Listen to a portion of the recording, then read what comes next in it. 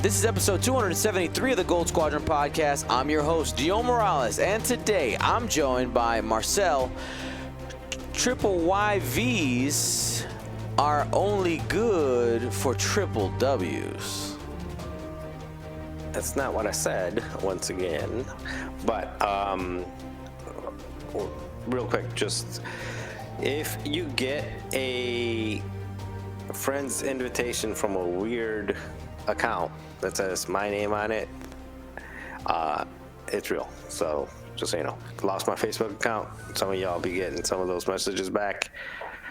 Don't report me as a scammer and get me like banned or something like that.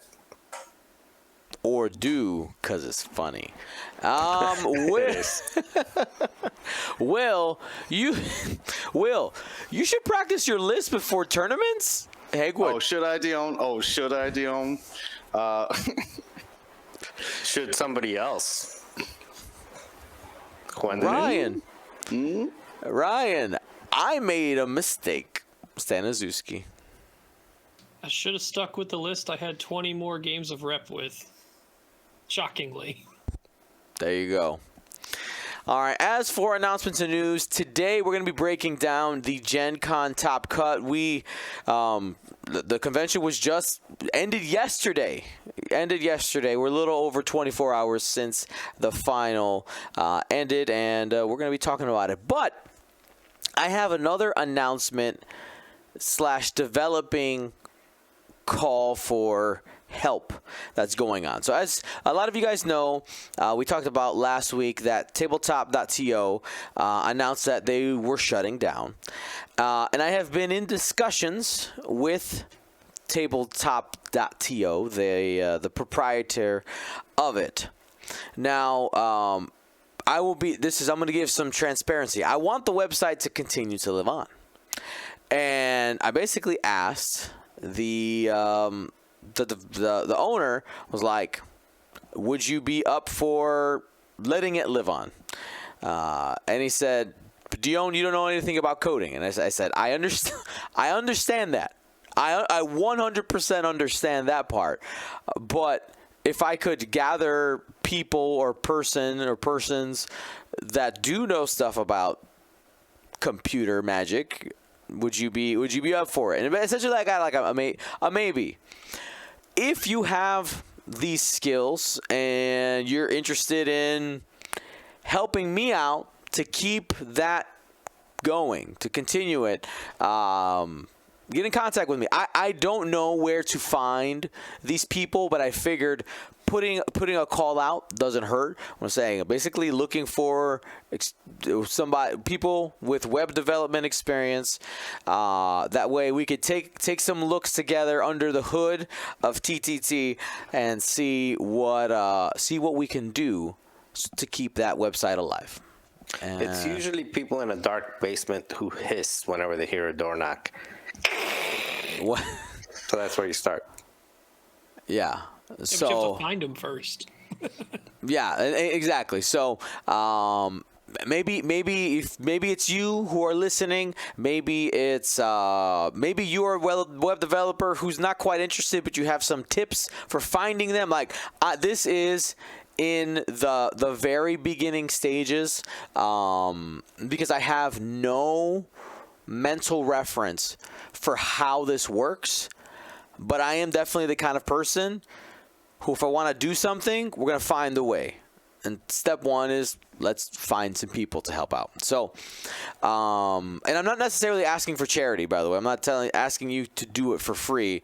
I don't know frame of reference for what needs to be done, so that's something that can be discussed. But if you want to help, hit me up. All right, we'll make it happen, or at least we'll try. All right. Today's episode brought to you by the Gold Squadron patrons, who make it so that the things that we want to do here at Gold Squadron, like going to Gen Con, like trying to keep TTT alive, we can do it. So thank you guys so much for your support. Let's jump into it. So, Will, weave me a story. What was the tournament structure for this weekend? Well, it was 3 heats of Swiss rounds. Each heat had 5 rounds in it. And at the, what do I want to say? At the 4th day, there would be a cut, an overall cut for everybody who was at least X and 1. So you got to get 4 wins out of your 5 matches. And then as long as you did that on your heat, you progressed into the single elimination rounds on Sunday. I believe we had 22 players on Sunday. That sounds like a number. I think that's right, because I think I was 11 ranked with 22. Nick Sperry. Yes, there was 22. There was 22. Okay. That's right. And I figured before we break down the entire cut, we all did get to play in the tournament. And I figured we talk a little bit about our experience. Yeah. What order should we go in? What are we doing? I think the tradition is worst to best. But you and Dion ended up the same. I think it's tied both ways. So, Ryan, you had the least wins. You go first. Yes, I played Heat 2, which was Friday. I, going into Gen Con, was practicing a resistance list, which the archetype of which we will actually see quite often in the cut, to my regret. And I thought this type of resistance archetype or list, or maybe even the faction in general that I was looking at, did not have it to deal with some of the things that were developing in the meta, whether it be chaff clouds, whether it be some of the evolutions of Empire that were showing up, and maybe even some of the people who might decide again to come back to Torp Alpha in Rebels, which did occur in some of the lists that were successful in Gen Con. So I opted instead to go with, I put myself in one of the 3 separatist lists that were doing moderately well recently, whether it be the Django, Grievous, Hyena, 2 Vultures, the Cad, Grievous, 2 Hyenas, 2 Vultures, or what I did end up taking, which was Django, Grievous, Cad, and a Vulture. So, no actual practice with that list. Was able to just lean on my times that I've flown the Vultures, aka single Vulture, Grievous, and Cad in the past. I had spent some time trying Cad out a little bit. Django actually was the piece that I had the least experience with, which turns out when it's probably your most important one is kind of the meh thing. I actually didn't think I flew him that bad overall in the day. There was just a lot of like things that whether they were decision making or maybe pivotal moments of fully understanding what the list can and cannot do, that led to my 2 eventual losses. Let me think. One of which came to Christopher Patrick, who ended up in the cut, Crispy with his FO list. And then the other coming to, I think, what was the gentleman's name? It was not Andrew Schmidt, but there was a Philip Schmidt who ran a Ray Poe, Commander Poe, and 2 Y-Wings. Both of which made the cut. So both excellent players showing their skills that day. And I just dropped after that, just going 2-2. So I'm just going to chill the rest of the day. And ended up kind of being a flip side good thing for Gold Squadron because, moderate spoiler, I had to be the one casting on the elimination cut day. We'll get into why momentarily. All right, and then on Friday or Saturday, Senor Marcel Manzano took his crack at it. Yep. So I took a, it says triple YV, but it was more like 2 YVs and a Winnebago. So I flew Bosk, For Moralo. any new players out there who are listening, it was just a modded model that looks like a Winnebago from it was a Winnebago Spaceball. that looks like Just a so Livey. you know. Okay. I just want to be. I don't want somebody out to be like, Winnebago, the Winnebago expansion. When did that come What out? is this? So it was Bosk, Moralo, and Lats with a ton of crew that. Thankfully, I played it I played a version of it during one of the galaxies, 1, 3, and 2 in the galaxies, and then I played it maybe 3 or 4 times after that. So I was comfortable enough with the triggers that I don't think I missed many triggers, and if I did, I wouldn't know because I did it without knowing. Mm-hmm. Actually, I did. I never even knew marksmanship existed, so if I ever had a bullseye, I don't know because I'm just looking at it now, like, oh yeah, I had that. But it's a really fun list. It's a very fun, punch you very hard list. It is not a list that is built to really win tournaments like this. It has very, very difficult matchups against things that get behind you very fast, like Defenders, like Republic, and it has a really hard time with some of the objectives, especially the one that the TOE won, and to an extent, the chance engagement, because you would think the chance engagement probably has the best matchup, but the chance engagement also allows the opponent enough time to not want to joust and work their way behind you slowly. So chance engagement actually was one of the tougher ones as well. Went 3 and 2 with it. I lost a very close match to an X1. It's a list similar to what Nathan Idy had. So it's the X1 Vader, the thing that moves around with the boosty thingies.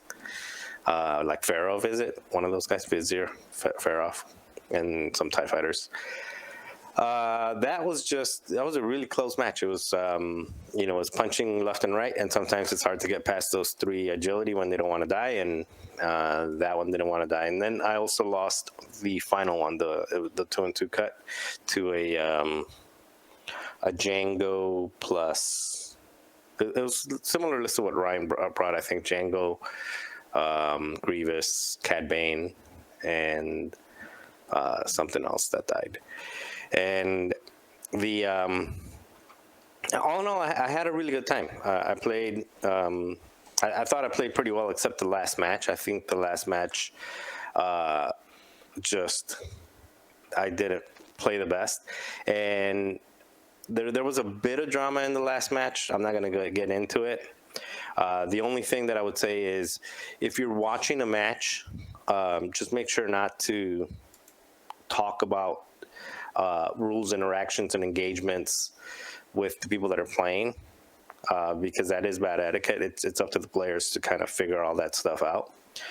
And if you are being part of that match, if somebody's doing that, just tell them just let them know not to do it. It's not, don't make a scene about it. Just do that. So that's the only thing I would say about that.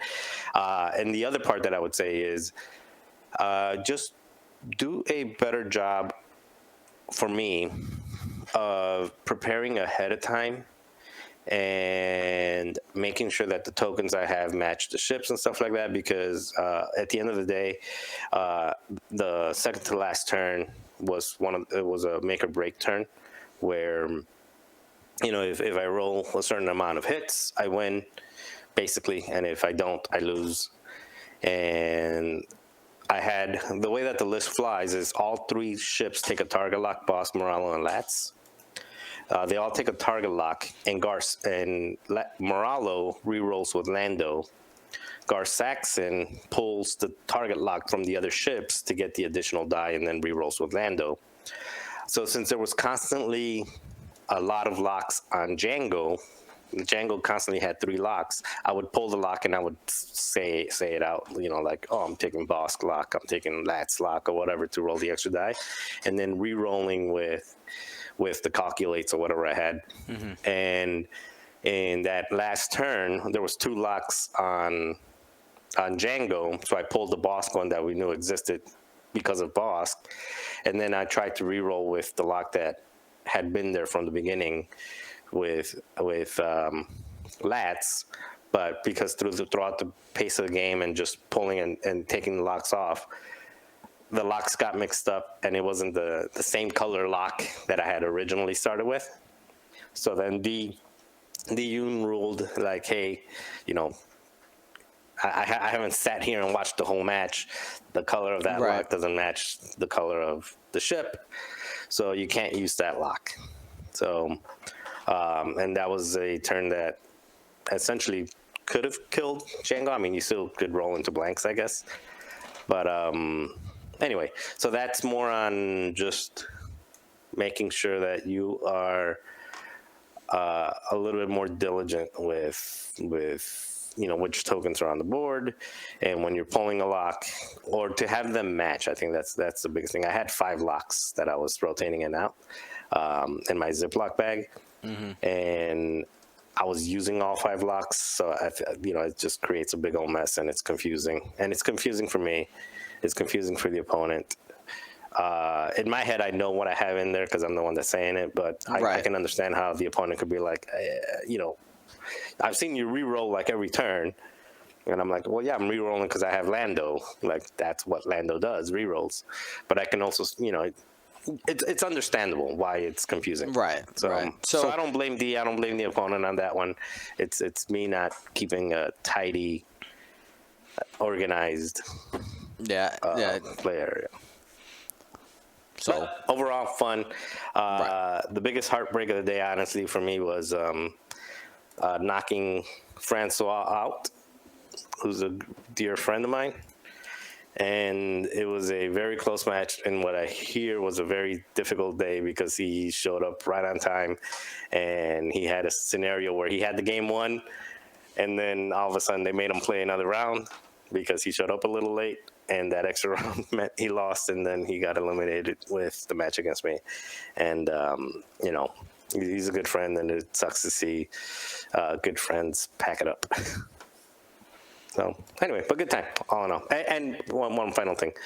The best match of the entire trip was that coup match on Friday night with you guys, with you three. I got to say that's been the most fun I've had. Like, I don't remember when, you know, it's just so... I missed it. Like, that's the part of X-Wing that I miss most, is just getting together with people and doing things that are extracurricular outside of just playing X-Wing. And I learned that I'm never going to play that type of game against William again because he's a liar and a cheat, and he wins every time. So no more Secret Hitler, no more coup for you, nothing like that, buddy. We're done. You and me are done. Okay. Anyway, I talked a lot. It's all an act. It's all an act. Surely. He's like, oh, Marcel, assassinate. all right, let's. While I continue, I'm working on getting us a guest here. Will, can you go ahead and go through yours? Okay. I played on day 1, Heat 1. I got 4th overall and 3rd in Resistance. Fantastic. Or sorry, 3rd in Imperial. My bad. So a little disappointing there, as I missed out on those cool Grand Inquisitor dials. But I ended up taking a list flown by Ketch last weekend in Hanover, or the weekend before this, or whatever, at another World Qualifier Open, and I don't know, for some reason it just spoke to me, and I thought it would be just really fun to fly. So it's Oiken, Morniki, and Jingo Jingo Wampa, and they are just the most scoundrelous Imperials I've ever seen. They're putting out tokens, making you remove your tokens, Death Troopers, menace out there, making people keep their stress. So I had a lot of fun playing with it. I ended up 4-1 for the day, which got me into the cut on Sunday. And unfortunately, I did have to play against GSP and 312's own Nick Sperry. And I am not happy with my deployment. I thought I deployed in a way that I had some options, but for whatever reason, I made a lot of mistakes, at least in setup. I think I don't feel bad about the game itself because I had scored quite a few points at least like 14 or 15, something like that. So not a bad showing. But had a bunch of fun flying Decimators around. Never did lose my Morna key all tournament. So that was very interesting. I'd flown a lot of Decimators, but not for a long time. And never Morna key in Neuquén. It was always Rack. But there's something just freeing about not rolling agility dice. Man. Just having the health until Nick Sperry puts 7 damage through against a reinforced obstructed decimator. Just absolutely blasted me with one of those trick shot shattering shots. So, but he didn't make it very far after me. So I don't think I would have made it very far down on the bottom of our bracket either. So, but I had a great time casting as well, filling in when Dion couldn't, and on the day he played. Had a lot of fun with Chris Allen. Big shout out to Chris Allen and Crispy as well, who helped Dion commentate. And Ryan, of course, you, Ryan. Thanks for helping jump in. And then for myself, I played on Friday, the second day, and also made the cut. Was very excited about it. And the only list that I had played up until Gen Con was after our Galactic Championship, where Crispy won with the FO list that he's been playing, Grudge, Dread, Commander Mulrus, Scorch, and Kylo Ren, and that TIE Whisper. I played it. I probably had about 12 to 15 reps with it, but didn't have any. I actually was thinking about changing last minute just to play something different, but I figured I don't get to play very often. Let me play something that I've practiced, and I did well. I was very happy. I lost in the first round to Christopher Tanner, whose name is right underneath mine, right there. Boba Fett, Iman, and Kanan, and then I lost to nearly the exact same it was same pilot, slightly different loadout. I lost to Cam Murray on day 2 on Sunday on the cut day. It was a great time. Overall, that I'll get more into what happened in that game when we go through that through the top cut, because I don't want to keep our guests waiting too long. So we're gonna go ahead and flip over. Hopefully he's ready. He was around a second ago. There he is. That's all right. Let's give me a second, and it should. Where's this pretty face? I'm coming. It's coming. Refresh. Okay. Hold on 1 second. We'll get him right now. Just have to turn it on and off again. Boom. There it is. Hey, I said his pretty face, not that one. No. Oh, what about this one? Yeah, No. There it is. All right, so we have here Duncan Howard, the champion, our new North American champion from Gen Con, that world qualifier. Duncan, I'm going to ask you first a cheesy question. How's it feel to be the champion? Dion, I'm so tired. I got like single-digit hours of sleep over 4 days. But no, it feels good. It feels good to, sometimes, I don't know, when you're when you play in tournaments and you're like, I don't know, I didn't do as well as I wanted to at Adepticon. I'm like, man, am I bad at 2.5? Like, I don't know. It feels good, to have that. That's awesome, man. That's awesome. So, Dude, wait. Only you. Well, maybe not only you, but I can think. I did bad at one tournament. That means I'm bad. Look, it was the first 2.5 tournament. I'm like, oh man, what if I'm not built for 2.5? What if this is like, the end of my, tournament winning, career? No joke, Marcel. That's how I'm feeling right now. Because I didn't get to go to Adepticon, and I bummed out at Gen Con. So I'm like, I need a resurgence too. Well, It's a real feeling. With Curl Paul. God, I can't think of his name. Andrew Knuckles. Yeah, Andrew Knuckles. Yeah. But yeah, like, if you know how to move stuff around and you knew how to move stuff around before, you're still moving stuff around now. That's basically what it is. All right, Duncan. So go ahead. Let us know, what was your list? We'll start there. What'd you fly? Man, let me see if I can recite it from memory. So let's start with Delta 7B Anakin. So he gets the extra attack dice, fewer agility, and more shields. Crack shot, compassion for the extra 1 point I had. There was some other debate on upgrades there, but really not too much. He had chopper, Republic chopper, which can synergize pretty well with Anakin's ability. Trying to like total up all the things in my head, and spare parts canisters. That brings him to his full loadout. We had Obi-Wan Kenobi in the Delta 7 with Republic R2-D2. And elusive and calibrated laser targeting. That fills out his 10 loadout. Contrail with Besh, so he gets a bomb slot, proton bombs. Synchronized console, R3A7, so 3 crits a game. And crack shot. And lastly was Hound with some cards guys might not know is Corky Kreese. C-3PO, synchronized console, 7th Fleet Gunner, and Agile Gunner.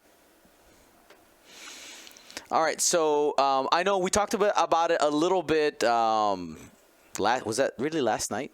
Last night. It was actually last night. Yes. We talked a little bit about the development, and I think I'll let Ryan kind of lead that conversation because I know he was planning on bringing it up. Ryan, you take it from here because it's actually his baby. All right, ready, set, go. Where did it start? So it started because, like, obviously a lot of people didn't find a lot of things in Republic, right? It wasn't very obvious early on. And we figured when you look at the points adjustments, you're like, there's got to be something to 7B Anakin. Like, there just has to be. There's no, 7 points for him. He was, 8 or 9. That's alarmingly a very good piece. Feels like something you should worth exploring in Republic. And turns 7th Fleet Gunner is really good. For a while, Hound was like, do we do barrage rockets to add the additional shot? Do we do 7th Fleet? We always liked having a coordinator at the time. And then trying to figure out, all right, what are the final 2 pieces? Early on, it was stuff like 2 4-point things like oddball, any oddball, right? Proton torps is pretty nice. And then anything from Ahsoka CLT to Barriss CLT to anything that fits that 4-point mold that felt like passive mods Jedi was pretty good. As the torps started coming out, we're like, man, this needs to adjust for the torps. I think Duncan found early on the Ada OB we tried with Juke, Heightened Perception, and Ion Cannon. That was in the list for an extremely long time. About a month, right, Stanny? A month and a half or 2 months, I think. Trying to figure out the 3-point piece then at the time, because we were keeping 7B Anakin. Was it going to be Contrail? Was it going to be Click? For a while I was on Click. Duncan tried out Contrail. Anakin, also, we were trying to figure out, should it be... Early on, we were like, outmaneuver sounds really good on Anakin, right? Just staple that on him, find the last 3 points you want to use, whether it is the crit droid, which is nice, or it's a 2-point droid and a Sync Council or something, because you have the rerolls from the lat, and maybe you could pass something along to something else if there's a point left over for the Sync Council. Turns out, when you put out maneuver on Anakin, everyone wants to point at him. So it's a good idea to maybe not spend all your points on a upgrade that's going to be gotten rid of completely if stuff starts just looking at you. So another kind of an adaptation was, okay, what other astromechs or high point things can we look at on the ship that could help Anakin live a bit longer, but also not completely lose his offense. Because we're already flying Hound, R2D2 astromech was a really good thing that we looked at, because we're like, okay, this can extend Anakin's life. If people don't get enough shots on him or have enough ability to get shots on him, he can get a shield back. Hound can take the deplete from Anakin and then move forward with his life and still living and shooting and killing things, which is Anakin's really good at. Spare parts canisters is a good way to say, if you do look at me and want to take locks on me, you either have to account for me completely repositioning out of your arc, or just saying action, no locks for you, and I'm not getting torqued. And Duncan, I think you kind of ran with it from there, because then because we had Ayla Secura as the main crew because we felt like we needed a coordinator for that Ada Obi. So we wanted to coordinate to give that Ada Obi an evade or a focus, depending on if the opposing ships have jam and you don't want them to jam your evade off, you jam the focus and then Obi can move and do his evade. But we had Ayla or Palp, or eventually Duncan moved into Yoda, which gave us room for Agile Gunner, which early on we severely underrated how good it was. And I think, Duncan, you probably have more of the development from this point on. Yeah, so swapping off of Ayla Barrage for me, because I was never a believer in 7th Fleet. I've never flown it before. I used to see it on ARCs, and I'm like, why would you just give up a shot? Right? Never believed in 7th Fleet until I played it. In the meta we have right now, where there's so many 3 agility ships and you might just roll a 3 attack die shot and just not hit something, I found 7th Fleet to be great. Over the weekend, it was a great way to take a range 2 or 3. You get a 4 die shot with force and 2 rerolls from the lat, and that can just start hammering people right from the get-go before Anakin gets in there. We had swapped to Yoda when we were still on Obi-Wan in the Ada, because when Anakin would take the purple evade, you could Yoda back that force. When you could coordinate to Obi-Wan like a focus or an evade, he could run into combat, get a focus from his ability, and an evade. And then you have focus, evade, Obi, and he's really not going to die. And we were on that for a while with Yoda, 7th Fleet Agile, and I was on Contrail for a while because I believe Chopper is probably one of the best upgrades Republic can have. And if you waste a charge turn 1 on Chopper and then use it when they look at him maybe, and then he's erratic, he's just a really annoying 3-point ship running around jamming people. And I think that's probably one of the best upgrades in Republic. And he was something we didn't want to look at. And I ran with that list up until about a week ago, in which I had Chris Allen come up from North Carolina, and we jammed about 12 games in 2 days. And we swapped a lot of upgrades. So we realized that Ada Obi-Wan has a 50-50 shot to die to a grudge prox mine. If that Obi-Wan that has 3 tokens gets chaffed and jammed from Wilo, you're basically down to 1 token and some force, and you actually have a reasonable shot to take a lot of damage. So we swapped to CLT Obi-Wan pretty quickly for the shield upgrade. And then one of the difficult aspects of playtesting with Chris was to come up with this is Chris Allen, by the way, a very intelligent individual, I'm sure, after your conversation with him, Dion and Will, last night. We can tell that Chris knows a lot about what he's talking about. Oh, yeah. Coming up with an Anakin that, as Ryan said, is a middle ground between never look at him, they're never going to look at him, and they're always going to look at him. Outmaneuver R7 is they're always going to look at Anakin, and the R2D2 on Anakin with spare parts, where he had the potential to have 9 total health and basically be a defender, was an Anakin nobody ever wanted to look at, right? So he's just going through the whole game, never using R2, never using spare parts. So that's where we came to the Anakin build we were on, where you put Chopper on him, which synergizes with his ability if you know how the ability queue works. And then with Contrail, now that we didn't have Chopper there, we decided to throw some bombs on there, just make people, just to hold some objectives. I couldn't get my head around seismic or proximity mine, so I went with the crit droid and proton bombs, and I just threw sync console for the extra point, and proton bombs did work for me this weekend. That's awesome. Now, looking at that, so was Contrail the call because of Initiative 5, or is it just because it had the most amount of loadout, give you the most flexibility?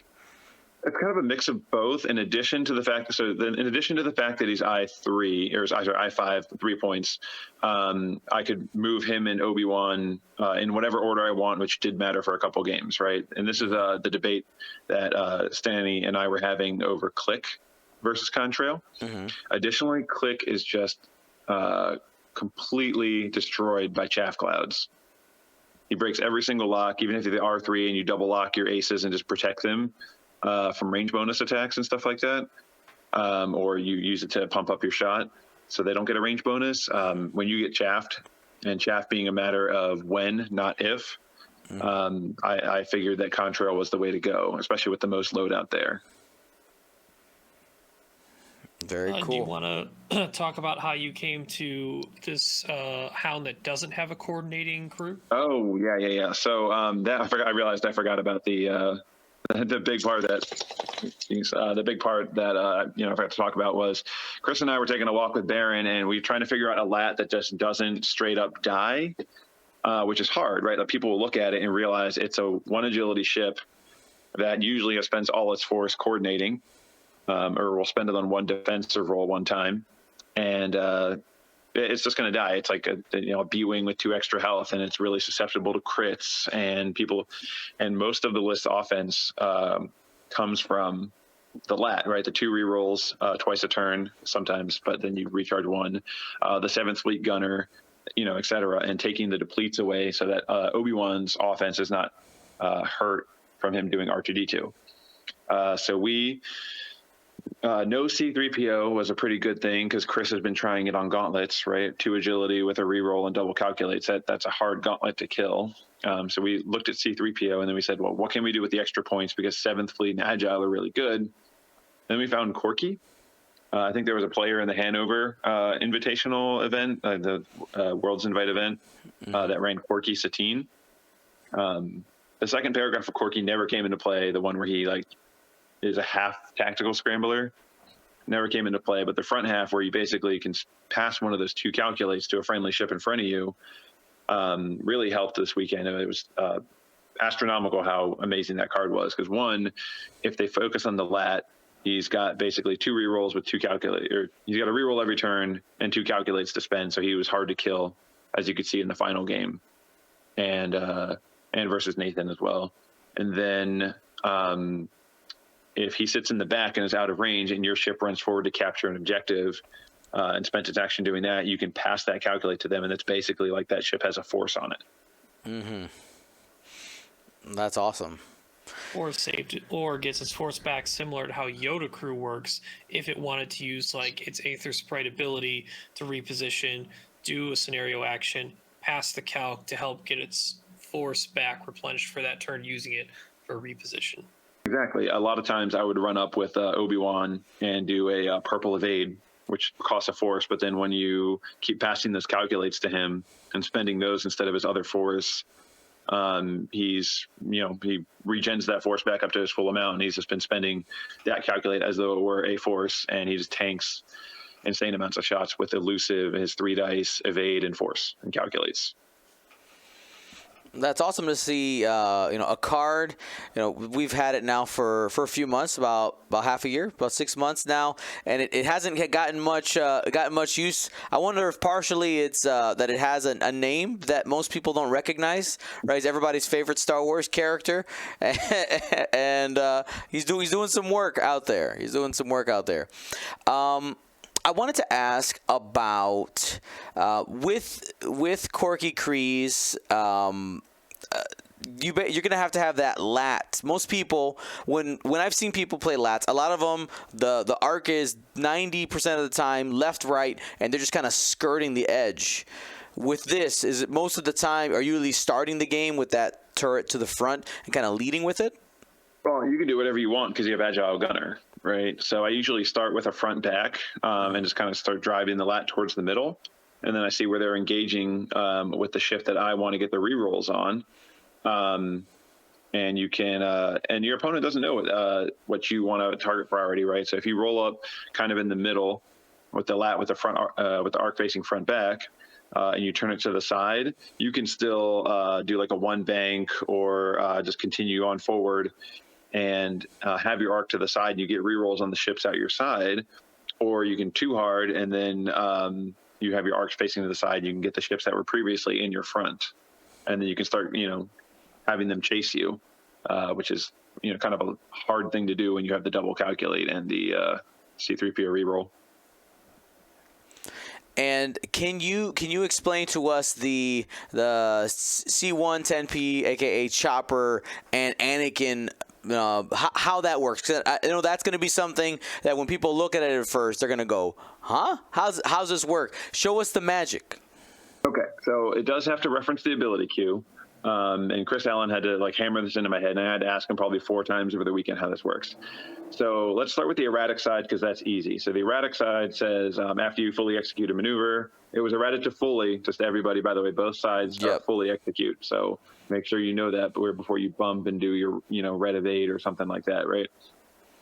So the erratic side says, when you fully execute a maneuver, you may jam a ship at 0 to 1, which can include yourself. However, it works at the exact same time and doesn't have requirements like the other side does to have a ship at, so basically you can fine-tune and chopper in any order you want, right? If there's a ship at 0 to 1 after you execute a maneuver, you can jam that ship and then fine-tuned, or if you're not in range or the ship you want is not in range, you can fine-tune and then jam that ship. Right. Or you can jam yourself if you're not in range of anybody, which is usually pretty rare, with the fact that you have your maneuver plus the range from a boost or a barrel roll. Now, the difficult side is the chopper side with the evades. So it says after you fully execute a maneuver, you can perform a red evade action even while stressed. Now, if I'm not mistaken, I may get corrected here at some point, is that when you do the red evade, you can Anakin away the stress from that, which is basically just like he did a purple evade. If you want to get rid of the stress. But if you want to fine-tuned after that, because of the way the ability key works, I believe both instances of before you did the fine-tuned and after you did the fine-tuned, you have to have ships fulfill the requirement for Anakin's pilot ability. Yeah, that's very similar to how Tyler Tippett and maybe a few other players tried 7B Anakin with Daredevil. Same type of effect. If you want to get rid of that stress from the red action, like the red evade, or would be the red hard one boost for Daredevil, you need to fulfill Anakin's ability of in bullseye or range 1 before and after. Yeah. Bullseye or range 0 to 1. So when you move with Anakin, so for an example, if you move with Anakin and there's a ship at 0 to 1 in front of you and you chopper the red evade, you start lining up the ability queue. Might behoove you to call a judge over at this point, so you say it in the correct order. You spend a force to get rid of the stress, and then you spend a force to fine-tuned. After you're fine-tuned, you still have to have a ship at 0 to 1 in your front arc or in your bullseye arc. There it is. If you want to end not stressed. And I think that's a very different use of exploring it with Daredevil, like Ryan was talking about it, or with Chopper, because most people think about Anakin's ability as that means when I K-turn or sloop, I can have a possibility of losing the stress. This is taking that to that next level and trying to find other cards that synergize with it. And one extra added benefit is that chopper takes place after you execute a maneuver. I forgot to add this part. Mm-hmm. So in the scenarios which require actions, very commonly what I would do is I would roll in, if I'm taking a shot, is I would roll up with Anakin, take the chopper red evade, spend a force to take the stress away if I fulfilled the requirement, and then perform the scenario action as my original action. So you're actually not, hanging yourself out to dry with no actions. So you have evade and force. There you go. That's a good point, because I know in those in scramble and salvage, it can be kind of scary to spend that action when you only got one and somebody rolls up and slaps you around a little bit. Yeah, I wouldn't recommend picking up a crate with Anakin, but you can if you really need to. I picked it up with Obi-Wan once, and I spent 2 turns not doing anything. So. I guess it worked out. Will, do you have any questions about the list or comments? Marcel? You must love Crackshot. I do Is love it Crack ju- Shot. It's probably my favorite upgrade in the game, and I've just never found bullseye mechanics to be that hard, and it's a really good upgrade for 3 points, right? Just to cancel, especially when you have the R7A7 crit droid, and you can just force token. You remind your opponent that you have crack shot because you don't want to pull a gotcha on you, and you can force token over expenditure, or you can sneak in some crits. Yeah, for me, I think the biggest takeaway that I'm seeing, and it's one that I actually came before as well. I think it was after Adepticon, with listening to the Crates podcast, is just the it takes a village approach, where. I mean, when you said Chris Allen drove up and we played 12 games in 48 hours or something like that's insane. Yeah. Like I'm thinking like I'm sitting here building little fun things that I think are good and head simming and playing one game a week and stuff like that. And I think a lot of the X-Wing community is like that, where we're building stuff that we think is good and it's good in our own head. And then we may test it out in TTS or something like that, or take it to League Night.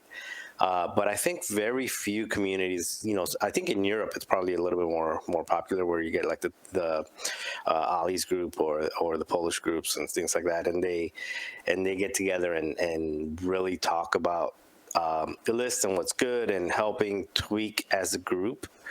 Where again, a lot of us, I'm saying us, myself and other people, is really just.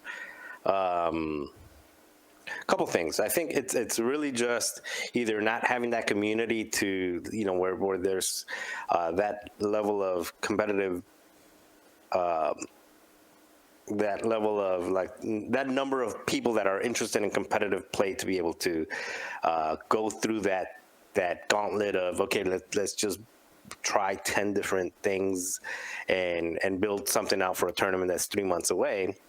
Yeah.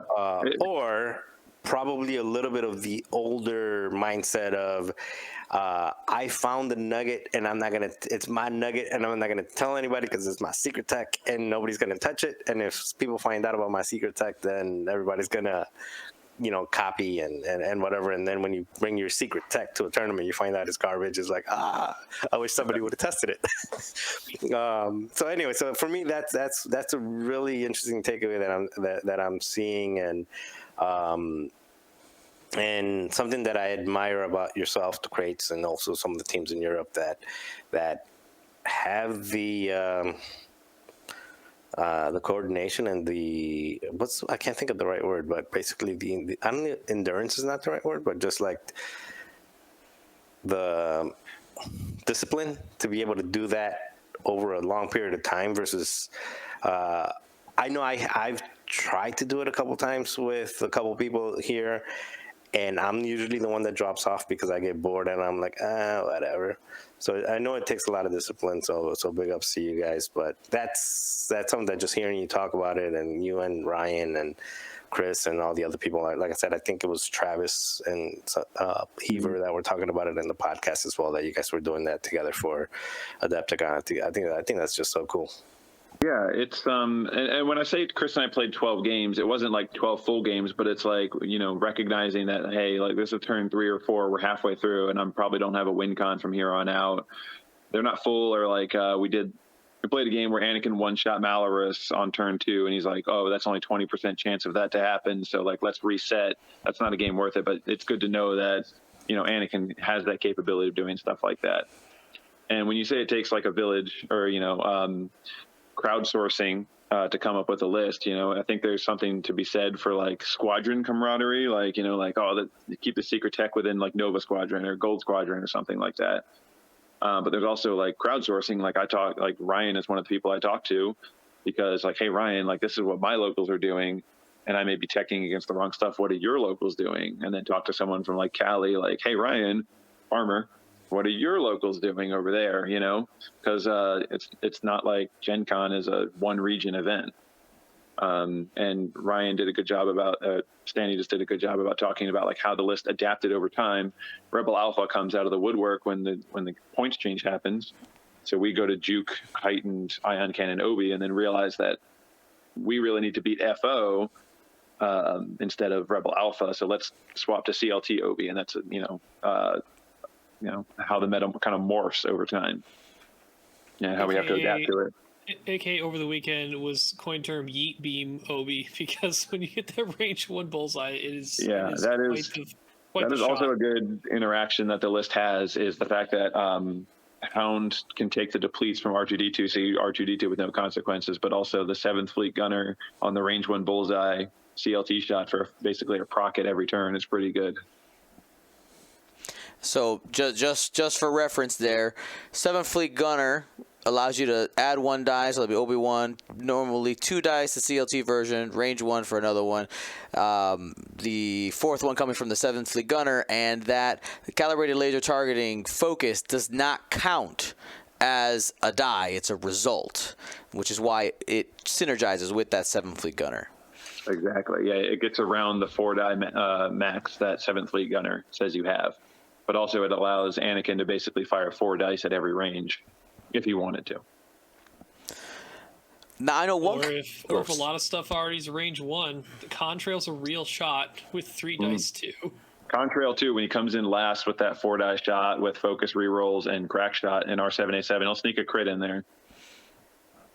That can be scary. We talked about recently on GSP how difficult it is to kill a Q9. Duncan, you 1 rounded a Q9? I did 1 round at Q9 with the old Procket shot, the range 1 from Obi-Wan, and the range 1 7th Fleet Gunner crack shot from Contrail. That was in crates because everyone but Anakin had a crate, so I couldn't reposition. I just lined him up in bullseye and got him. So I got a bone to pick it with you on that one though. Because you did it against Tim, and Tim's my guy. Like, he's my local Chicago guy. He's my buddy. Yeah. So Tim came to me and needed a shoulder to cry, and he's like, "I can't my turn." Like, oh man, I feel bad because he didn't have the Mandalorian crew to reinforce. He had Fen Rao crew and the Child, and it was just a combination of really lucky crits. I think I got a direct in there. And all the crack shots being lined up too, just to be like, well, if I can 1 round the ship, I'm going to do it. We did find out later, talking to Dee and Chris, that crack shot would get rid of the reinforce evade anyway. So, oh yeah, if necessary, Duncan probably still could have done it. Yeah, I think just not having that reinforce just doubled down. It was it was assured. One question that did come up on stream, and I want to get the opportunity to ask you directly. It's about the spare parts canister. I know a lot of people kind of look at that as it's like a mini rig cargo chute. Were you using it in that way? And I think I know the answer. I'm just serving up the question. Are you using it as a rig cargo? Did you have the opportunity to use it as a surprise debris, or is it mostly just a charge for chopper? So I actually have, in about the 30 to 40 games I now have with the list, in its different variations, I have only dropped it twice, and that was both at Gen Con. Never once used it to recharge Chopper. I want to get Chopper to erratic basically as fast as possible, but I don't want to waste charges, if that makes sense. You don't want to like turn 1 Chopper, turn 2 Chopper, and then turn it on. I would flip it, when I feel it was necessary, when I actually wanted the evade. I dropped it once to avoid a Bosk target lock because he could have gotten 7 points off me, but the game was out of hand at that point anyway. And I actually, in my top 8 match versus Grasser, I didn't know what it did if I dropped it on somebody, so we had to ask D what it did, and he spent like 10 minutes looking it up. Because if I was first player, I was going to be able to drop it on Darth Vader, but if I was second player, I would have been able to just, line up on Vader and shoot him. So I was and he runs over and does this secretly with D, and he comes back later and asks, "What'd you ask D?" Like, I don't know what the cloud does, and I just go, "Come on, I must have read this to you at some point." No, I'm just surprised that you said it took him 10 minutes because on Saturday, my opponent dropped a spare charge or spare canister, whatever it's called, Spare on top parts of canister. me. Yeah. And he came over and he spent 10 minutes trying to figure it out with us and told us on Saturday. And he told us, like, okay, you get a strain, you roll for a stress, you can still shoot. And so I'm surprised that he forgot all of that in 24 hours. He's getting old. Don't worry. Take it easy on him. Oh, that was the night we went to St. Elmo's anyway. So. Yeah, true. He was getting a little confused by the fact that it says it's a debris cloud, and I think he was like thinking it does the same thing as a debris cloud. I was like, no, I'm pretty sure it's strain 50-50 for a stress, like rig cargo shoot, so it's not like the biggest NPE in the world if I drop it on Darth Vader, or something like that. Which I was planning on doing. I was hoping to, get Darth Vader with it, but it didn't work out. There you go. And so Duncan, you had to fight through a pretty ridiculous side of the bracket. That bottom half was stacked. Do you want to maybe just give us any highlights from your games? Any moments that you thought were tasty little morsels? Tasty little morsels. I had a great game versus Nick Sperry in top 16. His list intrigues me. I actually have a very similar version in my box for tomorrow night for a casual night. I'm going to see how that works out. That was Han Wedge Luke. I've been excited to make Rebel Han work for a little while. He's fun. Top 8 versus Grasser. Great game. I was lucky to do like 3 or 4 blocks on Darth Vader with Obi-Wan. So that kind of helped keep me, alive while I killed Morniki and one-shot 2 TIE fighters. Top 4 versus Nathan, winning on the last turn. That was, I think you guys saw that on the stream game. Mm-mm. The 5 health. We caught it just as the other game had ended. We switched back over to see the rerolls into a crit to kill him because of the fuel leak. Yeah, because kill him a 5 health fair off from a fuel leak, and I had crack shot, so he didn't have the fair off ability to roll the evade, and then not lose any points on Obi-Wan from a range 1 Jingoist and a range 1 Vader with target lock focus. So that was scary. And I won by 1 point there because Obi didn't take damage, but I was super prepared after he strained Obi. And if Obi blanked out, even with elusive, if the crit was a pilot crit, to compassion it away to save the half points, that would have been the best way to end that game. A 1 point card that very few people even know what it does. I was looking straight at it and I pointed to it right when Tippett saw him roll a crit. So, and thematically too, the Anakin and Obi saving each other. Yeah, and I think the final game was just a good example of, after my loss to Mark Moriarty on a tie, where I didn't pay attention to objectives. I was in the, kill mindset, that I went into that game looking at all the objectives in my win cons and basically hitting the button to both force my opponent to not gain a point and for me to gain a point, which is basically like killing a TIE fighter per turn. While Knuckles was in the mindset of like, I need to kill things. Mm-hmm. And he didn't I don't think he was watching the objectives like I was. And I think that's a good example of how you got to mix killing ships versus capping objectives, and how important, and especially how fast Scramble can get away from you if your opponent has 2 or 3. I thought, if I'm not mistaken, in that last turn, in the final turn, essentially what Knuckles needed to do, because he turned Vader in to take out Hound. Yeah.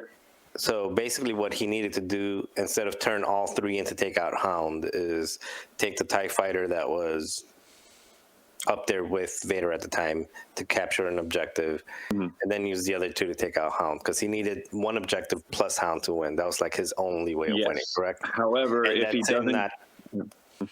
him not doing the math correctly, is that really just all it...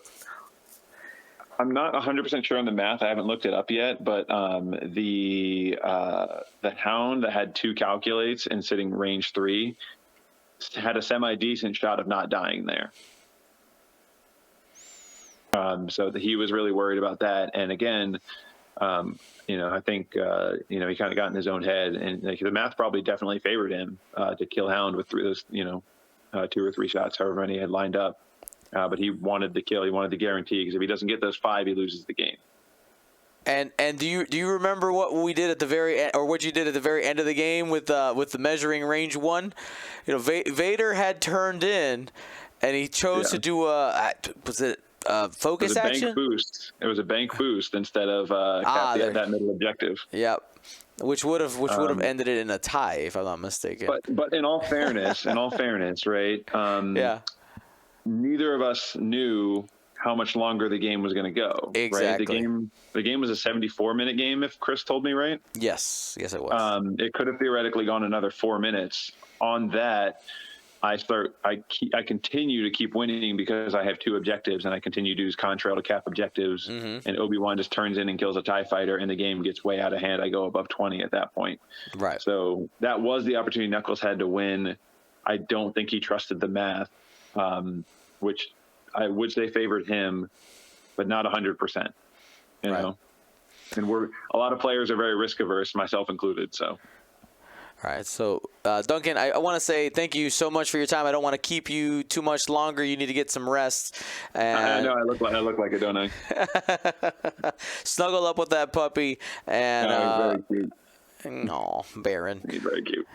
And we'll talk later. I'll see you at the next thing, Nova Open. Maybe? Yeah, I'll see you at Nova in a month. I'll be bringing a different list. All right, cool. I'll see you then, my friend. All right. Bye, guys. Have a good night. All right, so now what we're going to end up doing is, of course, going to break down the other top cut lists. But great discussion there. I know normally we don't do guests. But I think that was an opportunity, so we went for it.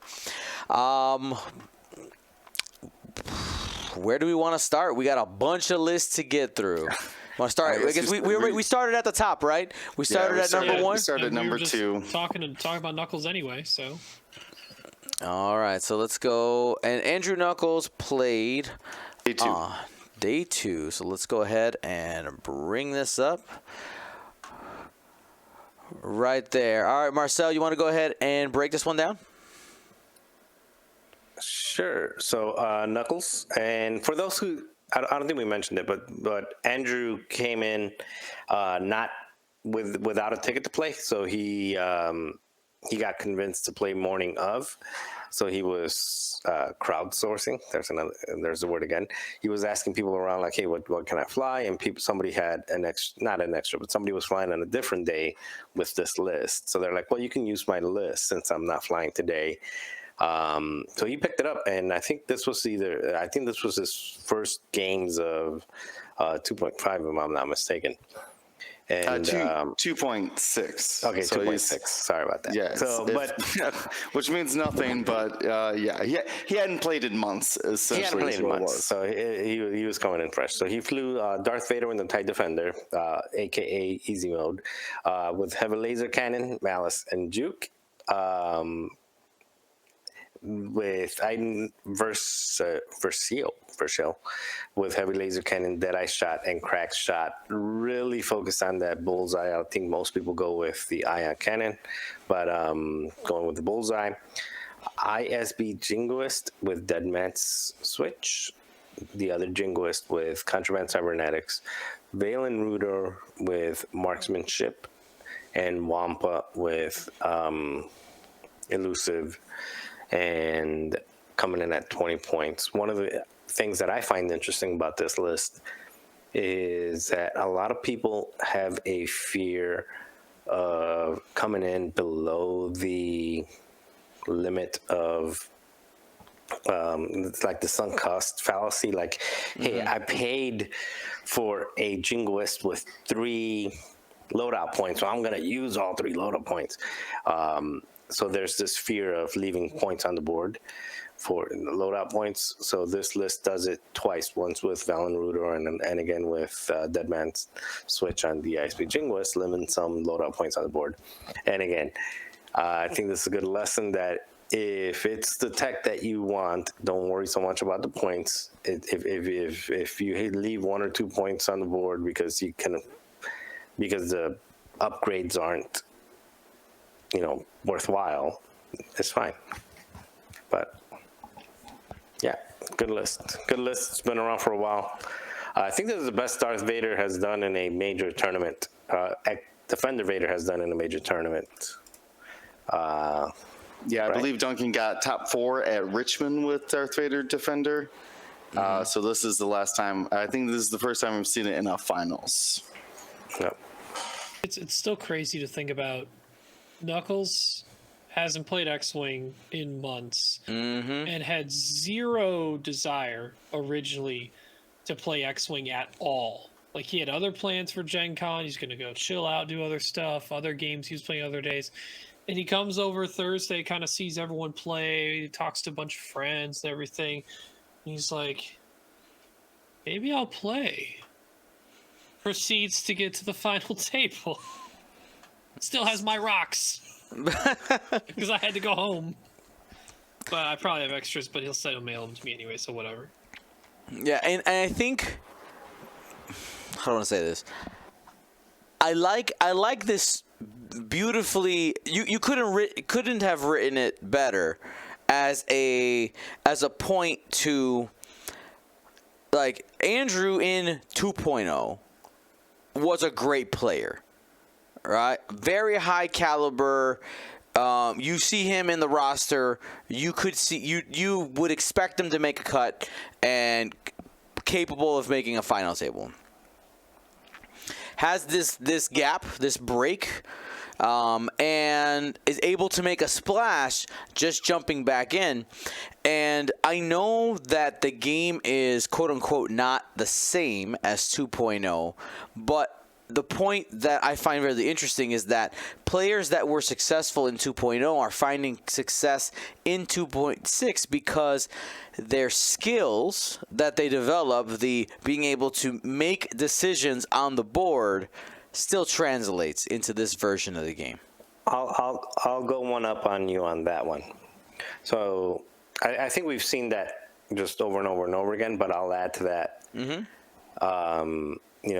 Going back to when 2.5 first started, is the people that were good at 1.0 were good at 2.0. The people that were good at 2.0 were good at 2.5. We saw that with Adepticon. We saw that with other ones. And the people that are good in online play that started out in online play and started branching out. Crispy, of course, is one of them. He's like the most recent, person who the most recent breakout, right? But you have other ones, one that's more near and dear to me just because, of camaraderie is like Steve Cotillo, Steve Cotillo is a local player to his local scene, never really went out there, but was doing well in online tournaments, goes to his first tournament at Adepticon, makes a big splash there. Was my only Swiss loss, really good player. So the translation of not only being a good player from edition to edition to edition, but also being a good player from online play to in-person play. And to your point, it's about making those decisions and making those calculations about, okay, am I going to go this way? Am I going to go that way? Am I going to be aggressive? Am I going to be defensive? Am I going to focus versus evade? All of those decisions are still the decisions that are deciding games. And all of the people saying that this is not the game that I enjoy, maybe I'm not going to argue against whether you enjoy the game or not. But the things that make players successful or not successful are still the same traits as before, including practice and understanding the meta, which Duncan was a great example of that element of the game, that it's not just about how well you move ships around and how good your decisions are, is how well do you prepare and how well you... Actually, my final in Adepticon against ID was another great example of that, is how well do you prepare for what's coming up? I was winging it, and he came in like a like an engineer saying like this centimeter from the board, and like, oh god, I'm in trouble. He spent more time with it and found a way to say no, you don't win. Yeah, so all of those things matter just as much now as they always had. Right. Maybe even more, because there's more things to consider. So anyway, I was just kind of riffing off the point you had made, but maybe go back. I was just riffing on that. All right, well, let's keep it going. Once we move into the top 4, we have Nathan Idy, who we just finished talking about. Go ahead. Take it, Will. What day did he play on? He played on day 2. Here. All right, Nathan Idy flying X1 Darth Vader.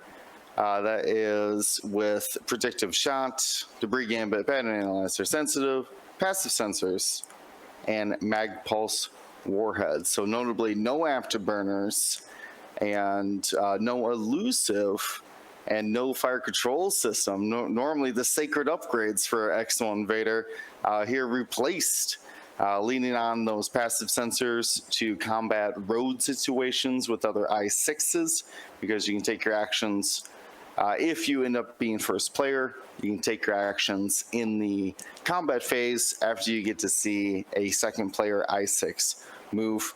And of course the debris gambit, a very new thing for X1 Vader. Never used to have a talent slot, so now he can get a white evade action if he's near an obstacle.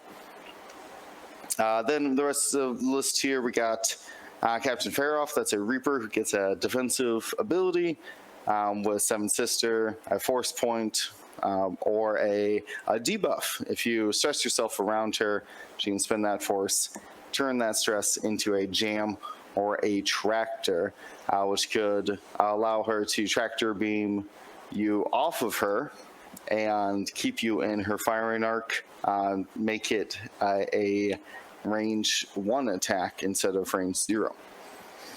Then, of course, can't be an Imperialist without Jingle Jingle Wampa. These have contraband, cybernetics, Wampa. I think definitively everyone has begun to agree that elusive is the best upgrade for Wampa.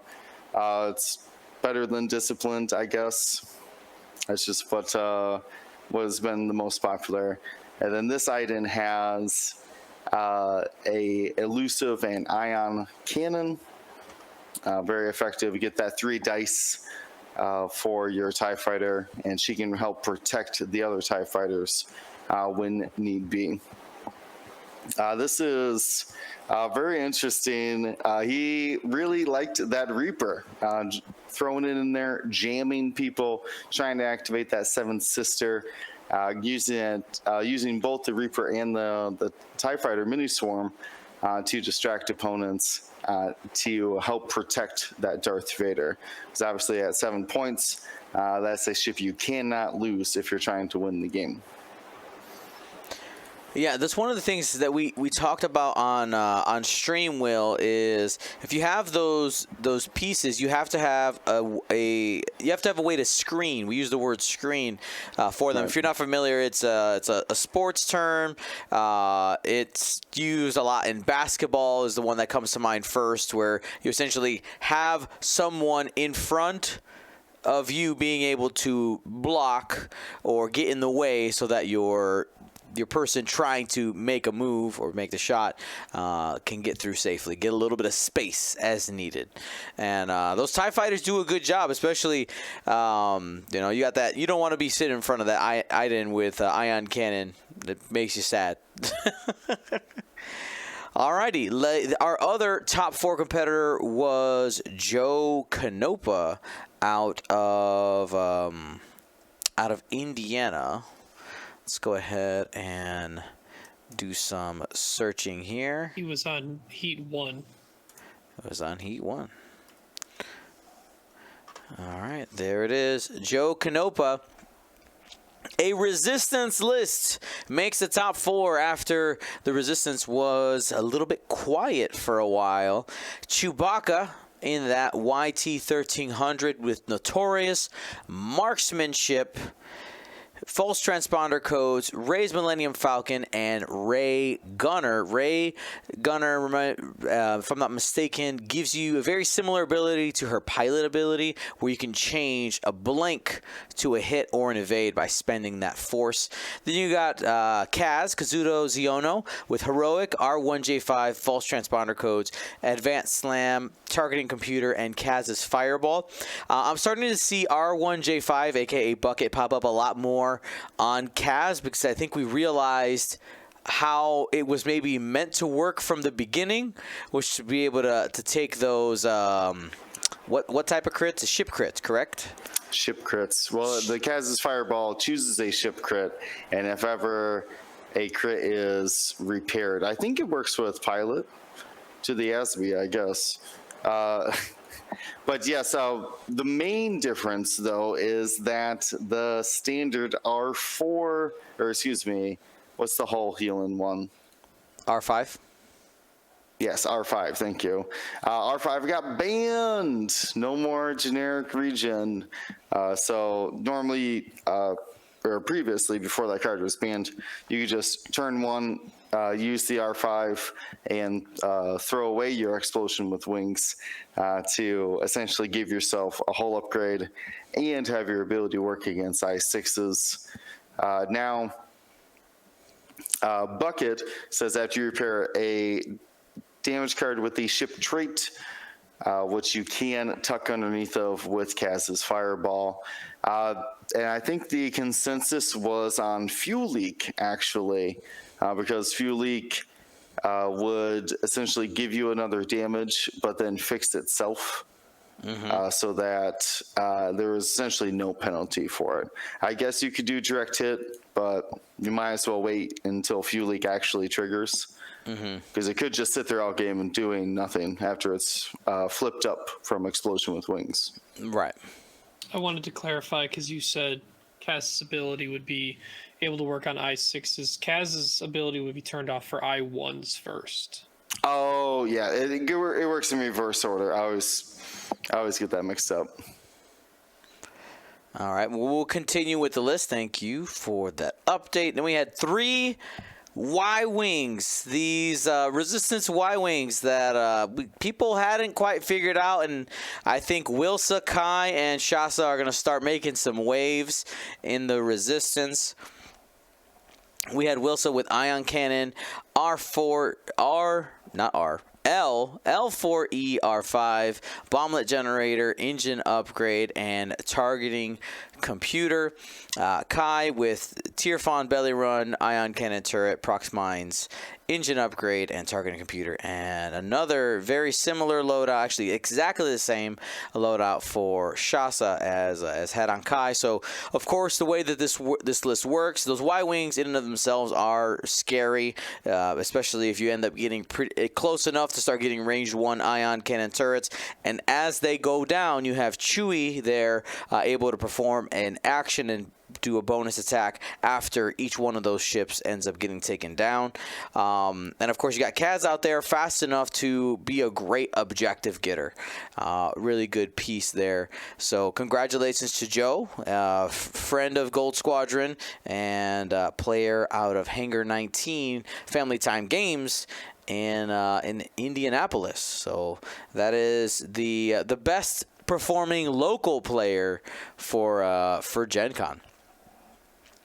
As we move into the top 8 bracket, I'll go ahead, Stanley. I'll let you take a pick. Whose list do you want to break down? Remind me. You know what? I know this person was in top 8. Let me get to it here. We'll go to Jonathan Grasser. He was a day 1 as well. He ran an Imperial list of Darth Vader, TIE Defender with Malice Juke Heavy Laser Cannon, ISB Jingoist with Deadman Switch, Wampa with Elusive, and then Morna Key with Seventh Sister, Moff Jerjerrod, Prox Mines, and Dauntless. So a giant FO bomber sometimes with the System Phase Red boost to drop a Prox Mine. But also, I think we saw this in Nathan's list. but the Seven Sister crew is starting to see more of a showing in response to a lot of things that either might wanna don't mind bump stressing or bump stress focus, or just linked actions or things that end up stressed. Seven Sisters are a really powerful anti-stress effect where you can replace that stress token that ship gets with a jam token or a tractor token, which can be devastating.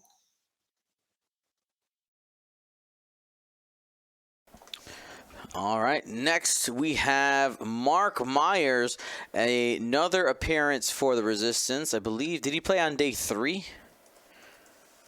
I see a 3. Nope, not day 3. Oh, he's also day 1. He was right under Jonathan Grasser. Oh, so right there. It was right there in front of my face. Marcel? All right. So Mark Myers flew the Resistance's Happy Flyboy Poe Dameron with integrated foils, Ferrosphere paint, which I think most posts that's what they took, Ferrosphere paint, R4 Astromech, Overdrive, Munitions Failsafe, Black 1, Heroic, Jamming Beam, and Proton Torpedoes. Pretty standard loadout for Poe these days. Ray with Heroic, Novice Technician, Roast Eagle Finn, Ray's Millennium Falcon, and Engine Upgrade.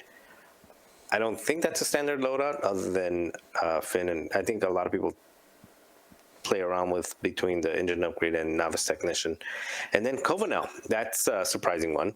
Haven't seen a lot of the transports around, the Covenel Resistance Transport, and with Heroic, R4 Astromech, Leia Organa Crew, and Jamming Beam. So definitely a different type of 3-ship list than what was probably expected, especially with the Covenel 5 points, because I've been toying with something similar, and it's been either Nien Nunb, it's been Zizi, it's been Zori, Zuzu, the Y-Wing, I-5 Y-Wing. But yeah, Covenel bringing it in and making it pretty far. All righty. Our next top 8 list, right underneath that was Zach Bart. Take it, Will. All right, Zach Bart flying an Imperial list. This one with Darth Vader in the X1. He's got Hate, Elusive, Pattern Analyzer, and Afterburners. As well as Rexler Brath in the Defender with Juke and Ion Cannon. 2 Jingos with Deadman Switch. And of course, Elusive Wampa.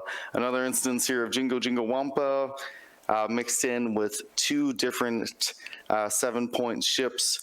This time choosing X1 Vader and the Defender of Rexler. Rexler's still great at I-5 with that Juke, and Ion Cannon obviously is not as good as on offense as Darth Vader Defender.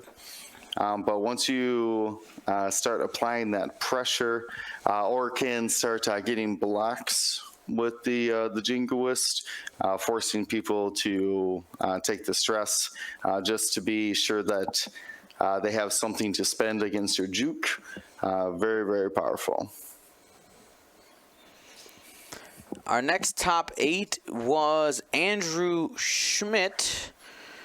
Andrew Schmidt, let's go ahead and pull his list up. Andrew Schmidt was top of day 2. We have another Resistance list here, similar in Shasa, Wilsa, Lega showing up again with some different loadouts here, led by Poe.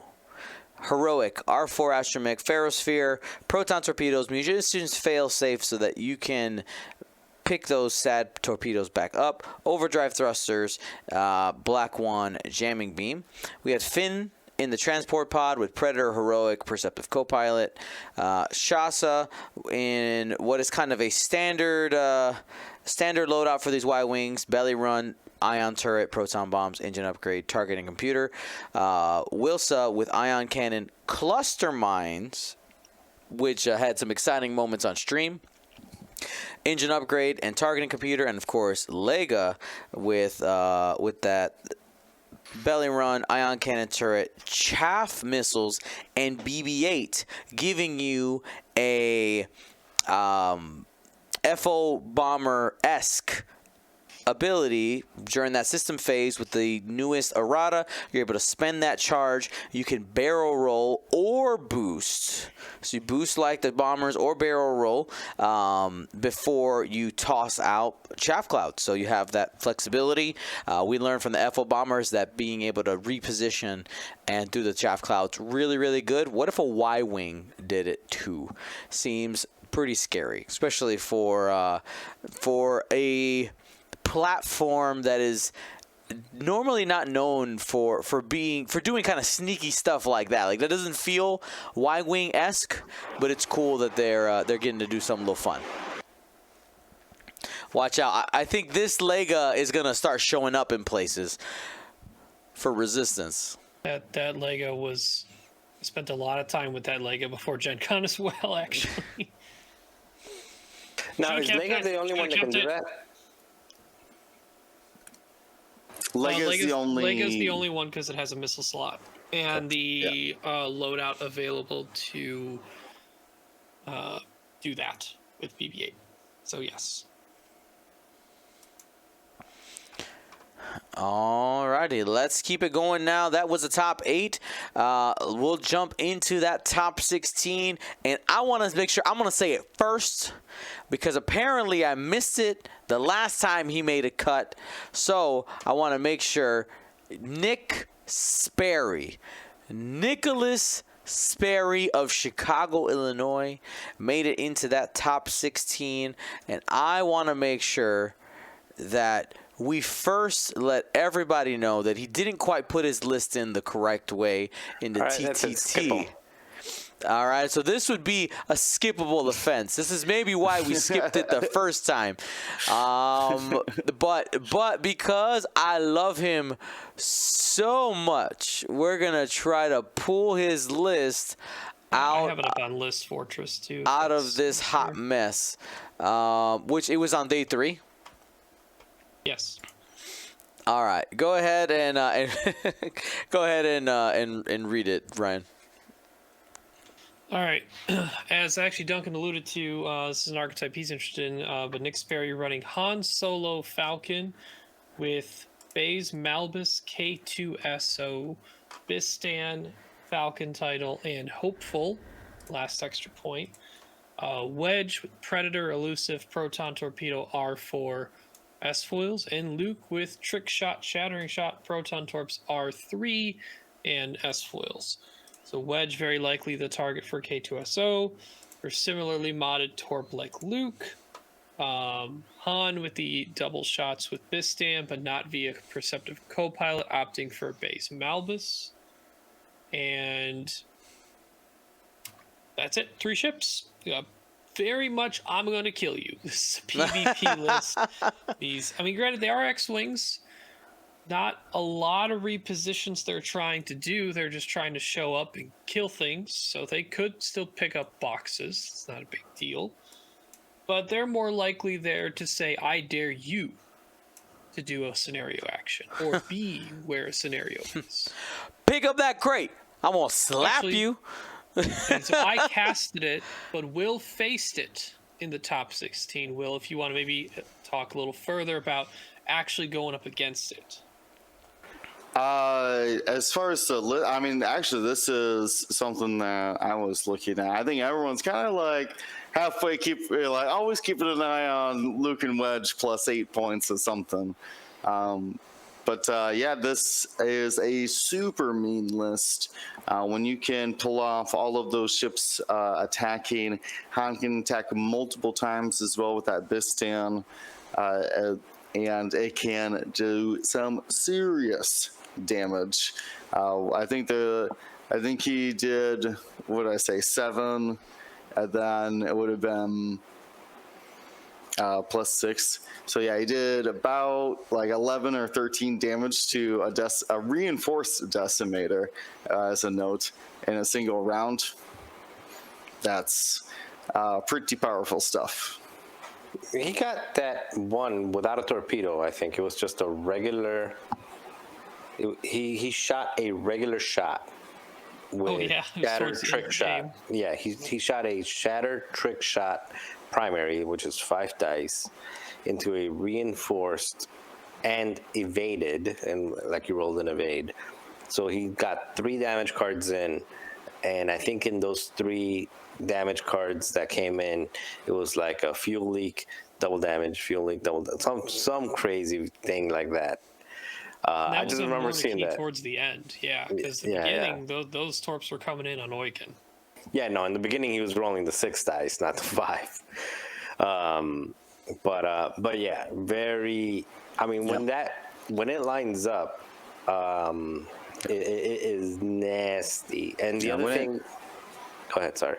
No, I was just gonna say when it works, it works. There is just some flaws in it though. Is that it only has 3. Han's like technically 2 arcs and 2 shots, but you only have like 3 bodies moving around the board. So every time you miss a shot or you don't line up an arc, it is detrimental. True, but there's a lot of 3-ship lists out there that are being successful. So it's not this is not by itself on that.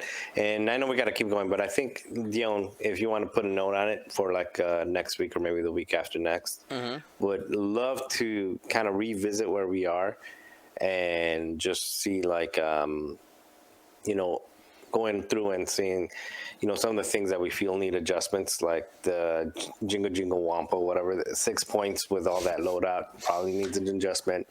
By the way, the title track on our next album will Jingle Jingle Wampa. Will be Jingle Jingle Wampa. I just want to put that out. That's what I'm saying. It sounds like a very holiday themed soundtrack, but also like the Shatter Trick combination that.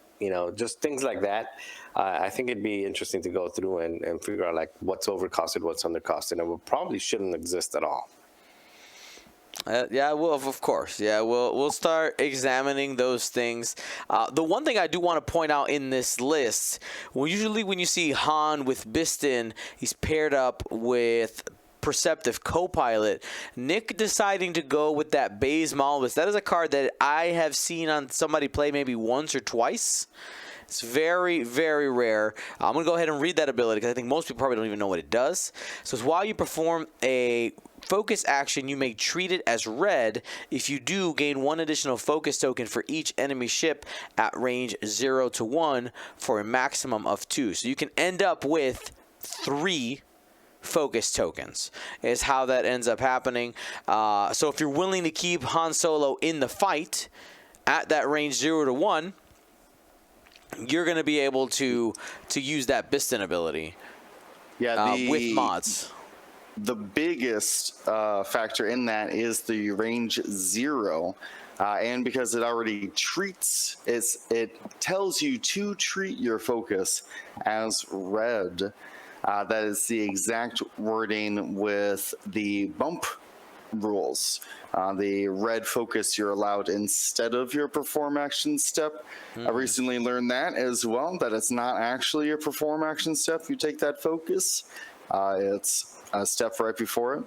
But essentially, you ram Han into a ship, and you get 2 focuses for a stress. The focus stress you would have gotten anyways. So it's pretty impactful. Plus, with that Bistan, you're probably shooting out the rear arc anyways. So you get like a free double attack. It's pretty intense. Vase, Up, up, up. Or reword it to say in your perform action step, please. Don't let it work with bump focuses. Han's out there like, yeah. Yeah, just like you can't block him. I had a jingoist just trying to block him. I was like, slow him down or something. Like, do something. I was like, you're not even eating his shot because he gets 2 of them. So like, I don't even know why I'm blocking him at this point. Yeah, it was also like really early in the morning, and there was no one in the convention center, and it was my first time hosting a cast, and Will just wanted me to be as quiet as possible because if we were loud enough, the stream table could actually hear the commentators, and we were discussing Death Troopers and how Nick had to be careful about using things like K2SO and bays. In some point in that conversation, I just hear Will, Ryan, shh. Yeah, it was. It wasn't like I didn't actually like hear what you're saying. I just could hear like you like saying like our names or whatever, and it was just like in that like it must have been like turn 1 or 2, turn 2 like lull where every table was like setting dials in silence, and none of like it was like. What 7:40 in the morning or something? There like was that. nobody else in that hall. Yeah, just us, very dedicated X-wing players. The thing with the headsets we have on is I pretty much can only hear the table audio because of it's coming through the headset, and Chris and I talking because that's what it's meant to do, block out everything else. Mm-hmm. Because it's blocking out everything else, I'm used to everything else being a lot of loud con noises. Yep. I'm not used to everything else actually just being silence. So there No, was one point in the game where Will went to go oh. check a range 1 for Death Troopers and it wasn't there. And Nick's like, "What you checking for?" He's like, "Wasn't there, don't worry about it." Don't worry about it. He's like, Like, wait a minute. What should I am be worried. I'm worried now. And he was like, D, he's just like measuring for no reason. I was like, there's a reason. He's like, what reason? Don't worry about it. Don't worry about it. Moving on here to our other top 16 competitors, we had Cam Murray out of Canada, who was the one that defeated me. Another Boba, Kashka, Kanan Jarrus. This list will be the bane of my nightmares for a little while. He got me in Swiss as well. Yeah. Some scum players are going to hate me for saying this. Oh, here he's hot takes by Stanley. Let's go. If they're Kanan Jarrus Hawk is worse in my mind than Vader Defender. Like, as a ship that just annoys me and is stupid, and I rarely ever want to see it across the table from me. If there was the list, Kanan Jarrus is on the top of, like, I just hate seeing this. I don't care what list I'm flying. I may have a okay matchup against it because I bring something sometimes that's more than, like, your average ship count, and Kanan's less effective. But man, that Kanan who can take stuff like extra force crew is just a nightmare all the time. It's very annoying. So yeah. Yeah, Gio, can you walk us? Gio, can you walk us through what it's like shooting at a Maul Kanan? The interaction that causes. Okay. Anyway, so Maul has a force charge, of course, and says that when you take damage, you can take a stress in order to recover the force. Kanan's ability requires to spend the force.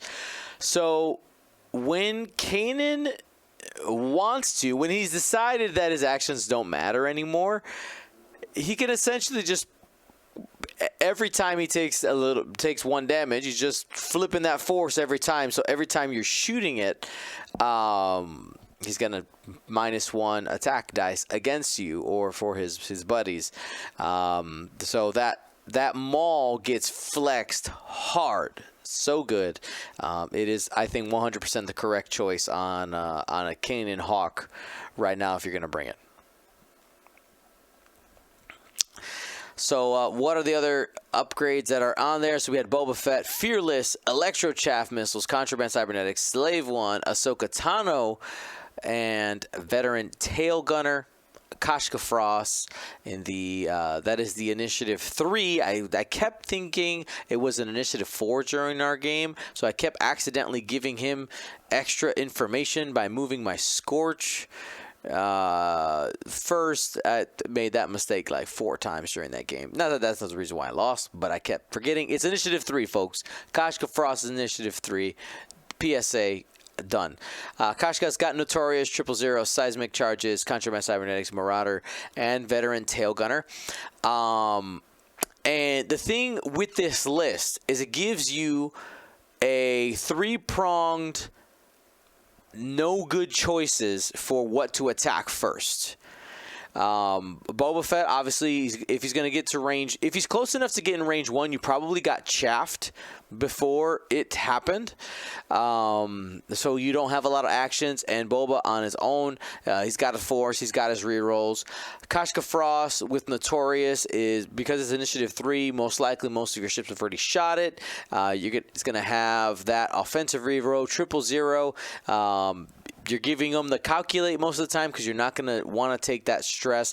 Plus, it has the Marauder. Really, really good.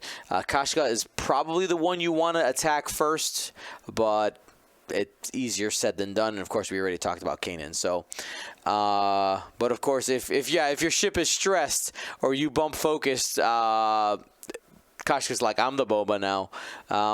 It's quite good. It's quite good. So when I faced against Cam, when you have 2 ships that they're part of your offensive solution in Scorch and Malrus, who both require taking stress to use their abilities, it's a bad time.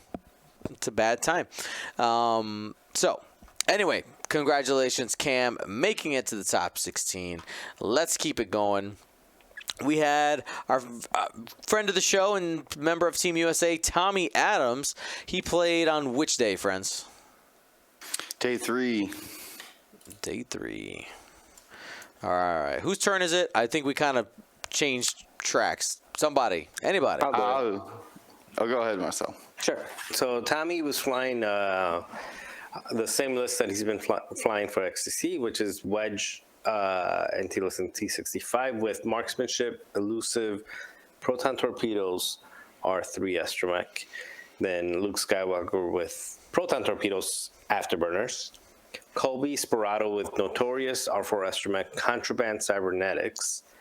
And Fenral Sheathapede with Leia Organa and R4 astromech. So different variations of on the list that, I don't know how far it made it, but list that made it pretty far in the first European Worlds qualifier. Did it win? Mm-hmm. I don't think it won. But yeah. Bartosz flew it and won. Oh, he did win? Did he not win? I don't remember. It was so long ago. He did well. That's all we need. He was a finalist. I'm pretty sure he won. Finalist, yeah. But yeah. So I think he did win because he now he's got the ticket to come over here. So I guess he did. And the so really good list. Tommy's a really good player. Team USA representing, and we mainly me have been telling him, like, Tommy, you're flying the wrong version of this, but can't really argue with success. So if Tommy's flying this and he's doing well, then he's doing well and he's flying this and it's working for him. Awesome. Next we have Mike Du Bois. Sorry, Mike. Let's see. ABO. That is not that. It's right under Tommy. Aha! You're right over. Easy. Take it, Will.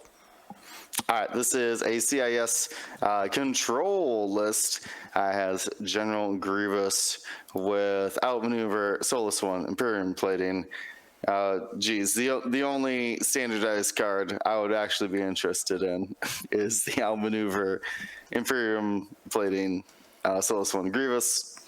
It has also Jango Fett with Count Dooku, Box of Mines, Boba Fett Gunner, False Transponder Codes Notorious, and Slave 1. Sad to not see Heavy Laser Cannon and Boba Fett Gunner. My favorite combination for that gunner right now, because it gives you an eyeball as long as there's only one ship in your arc. But if you use the heavy laser cannon, it's less likely to have it in the arc. But for this, you can just go one-on-one, super easy. It's like having an extra force point on offense. Super good combination there. Then Chad Bane with heavy. Every time I see the heavy laser cannon, ion cannon, proxy mines, that's a Chad Bane to me. Trying to ionize you. This one gets free actions, the Separatist version, when ships are destroyed. So you do a lot of cool things with that as well. And then Doofus 81 out there, independent calculations and discard missiles. You can shut down naturally rolled crit results, but mostly there as an objective getter and a Discord missile launcher. Classic combination of ships for the Separatists. All right. Our next player is Brian Harper. Brian Harper.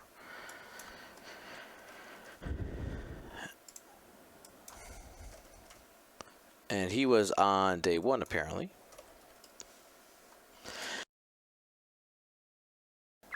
And Brian Harper flew the same list as I did, and another player who we will be talking about soon. I don't think we skipped him. The one wrinkle Brian Harper has is he opted for extreme maneuvers on his Whisper Kylo, Yes. and not advanced optics. Quick, we got a Gold Squadron errata. We did accidentally skip over Christopher Patrick when we were doing our. Did I? No. What did I do? Oh, I accidentally jumped back to the top other one. So you know what? We're gonna skip this. Christopher Patrick, it gets the next. The if not the originator, at least the person who made this first order combination as popular as it is. That's right. So Christopher Patrick, aka Crispy. By the way, shout out to Scott from Hexout Gaming. This is basically Christopher's one of his regulars on the show, and since he had been doing really well, was like, hey, can we pull some money together for you to send you to Gen Con? So that was really cool. So great idea, Scott, and. Here we go. So he brought the list that inspired me to play the same thing. This is the same thing he won his Galactic Championship qualifier with. Kylo Ren, that TIE Whisper, Instinctive Aim, Shattering Shot, Predator, Concussion Missiles, Advanced Optics, Munitions Failsafe, and Enhanced Jamming Suite. That Advanced Optics on Kylo is money. Cash money. Cash money. It was so good. Commander Malrus with Marksmanship and Cluster Missiles to be able to get that bonus attack. Remember, Malrus is the one you spend the charge in order to have, we call it, if you ever hear a first edition player call it Glitter Stem, that ability, the first time that ability showed up, that's what it was called. All your focuses become hits and evades for the turn for the cost of a stress at the start of engagement. Scorch, taking a stress to throw an additional die with Predator, Fanatical, Advanced Optics, and then Dread with Electro Chaff Missiles, Skill Bombardier, Proximity Mines, and Grudge, who has an ability that everybody should remember at all times with Elusive, Automated Target Priority, Electro Chaff Missiles, Skill Bombardier, and Proximity Mines. That note is for myself, not for Crispy, by the way.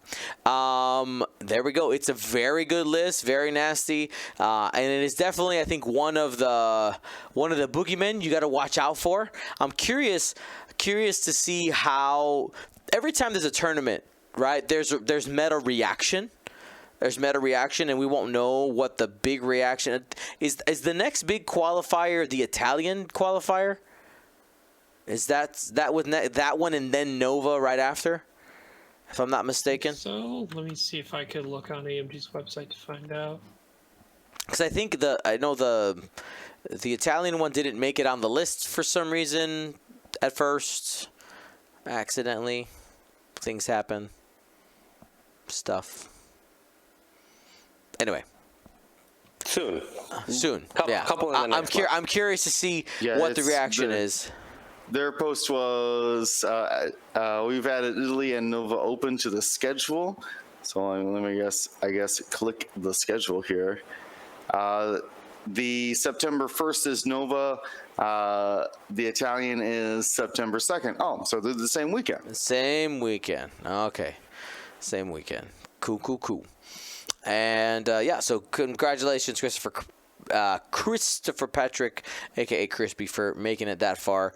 As we continue into the top 16, we had Andrew Goldbach, who we had play on stream. He won his game and got the monkey off his back. He's a supporter of the show, awesome dude, but he had lost 6 straight times on GSP stream, and he got his W. He got the monkey off his back, so super proud of him, and brought a cool list. Let me go ahead and find it, and then Ryan It should be day 3. is going to tell you all about it. I will. I am prepared. So Andrew Goldbach running Scum. We have or some quote variation of the Q9 that we've seen the most, which has the child and the Mandalorian. Does not have Babu Freak like Nicholas Scott has done in the past. Has opted for Greedo and Burnout Thruster, so a slamming Q9 to get around the board wherever Andrew Goldbach wants it to go. We have a Kath Scarlet running Marauder, Electro Chaff Missiles, Ahsoka Tano, Contraband Cybernetics, and Notorious. My guess is it had to be Kath because of loadout amount and or slots available to get the specific fire spray Andrew was looking for. And then correct me, someone in the future, or maybe now, if I'm wrong, but I'm pretty sure this is the first gauntlet we've seen in a World Qualifier cut. With Rook Cast carrying the Mandalorian Super Commandos, Gar Saxon Gunner, Drop Seat Bay to be able to carry those extra crew, and then Contraband Cybernetics, the Swivel Wing, and Marksmanship. So when things have a red token on them, Gar Saxon Gunner can spend them and then add another die result, or not add. You can add a red to your roll pool, which can be very powerful because Rook Cast's ability allows her to, before she engages, to take a strain, and then mod it, and then may turn a blank or an eye to a hit as long as Rook Cast is strained. So very akin to how well modded a Major Vermeil can be when an enemy ship does not have a green token. Good stuff. Our next top 16 competitor was Mark Moriarty, who played on day 3. Should be somewhere around there. There you go. Just scrolling up. And he flew a very similar list to the First Order, but there's a couple of tweaks on it. We have Grudge with Elusive, the same loadout that we've talked about: Elusive, Automated Target Priority, Electro Chaff, Skilled Bombardier, Proximity Mines. We still have Scorch. We still have Commander Malrus. We still have Kylo Ren. But the difference here is that instead of a second FO bomber, had Ember in the TIE BA with elusive and pattern analyzer. So a little bit more AC moving ship. Obviously did well. The Ember play is something that I'm curious about, because I've never been able to make that ship work. It just don't work for me. If you're not familiar with Ember, correct me if I'm wrong.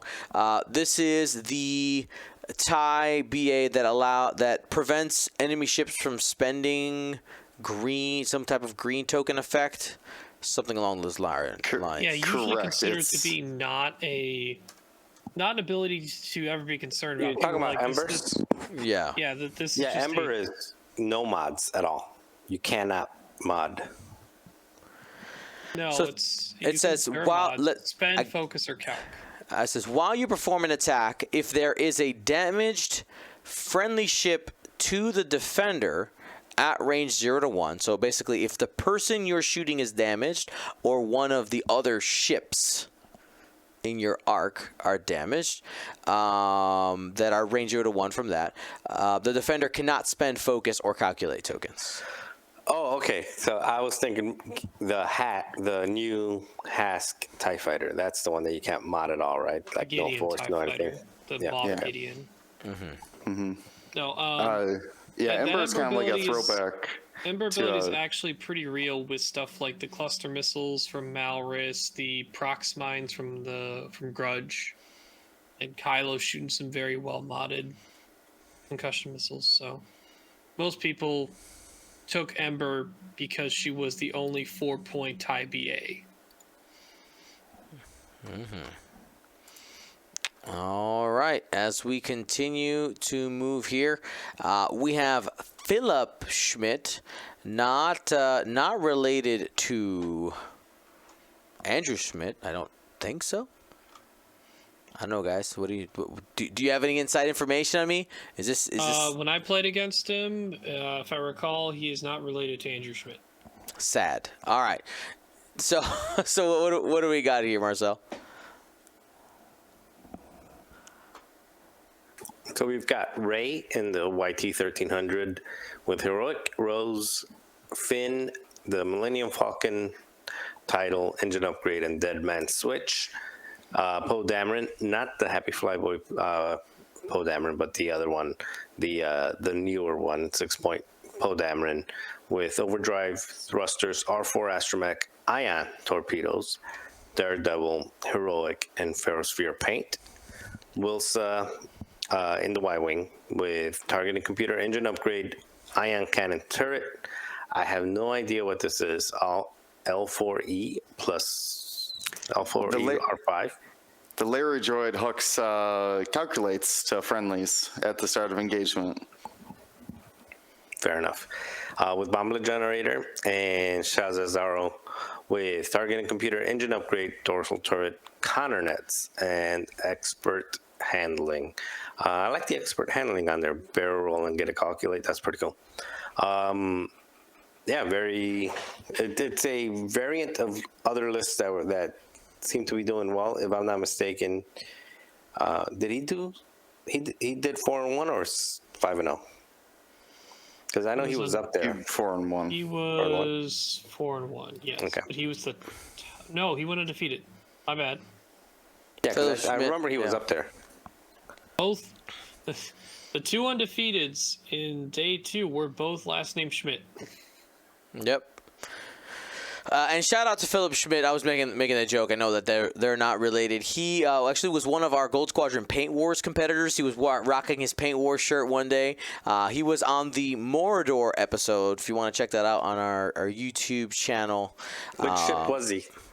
The Skirk. The Skirk. No. Which one was it? Oh, I'll look. He was at it later. he was the. You know what? Watch the video. There you I did go. watch the video. Watch it again. I was the one with the landscape on it, like the Mordor landscape. Yeah. He also he's donated like a bunch of painted ships to the cast. So shout out to Philip Schmidt, super cool guy, and great community member. Next we have our very own Nick Tobin, Nicholas Tobin. He was on day 3, and there's the list. Take it, Will. Okay, so this, he didn't get the latest update that Duncan was talking about.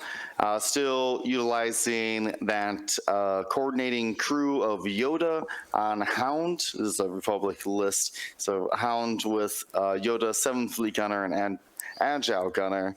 Contrail with dedicated R7. A7 delayed fuses, proxy mines, and of course best title.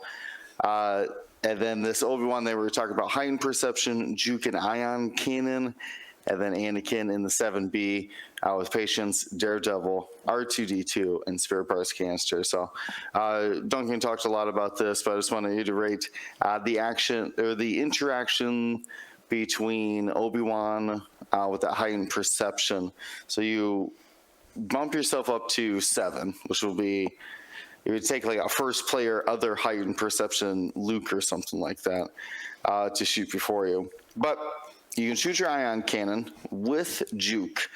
So you're either going to stick a ion on them, which could break their lock, or you're going to strip their focus if they have one before they're able to shoot. So really an interesting way to debuff the enemy, utilizing the Ada's cannon slot there.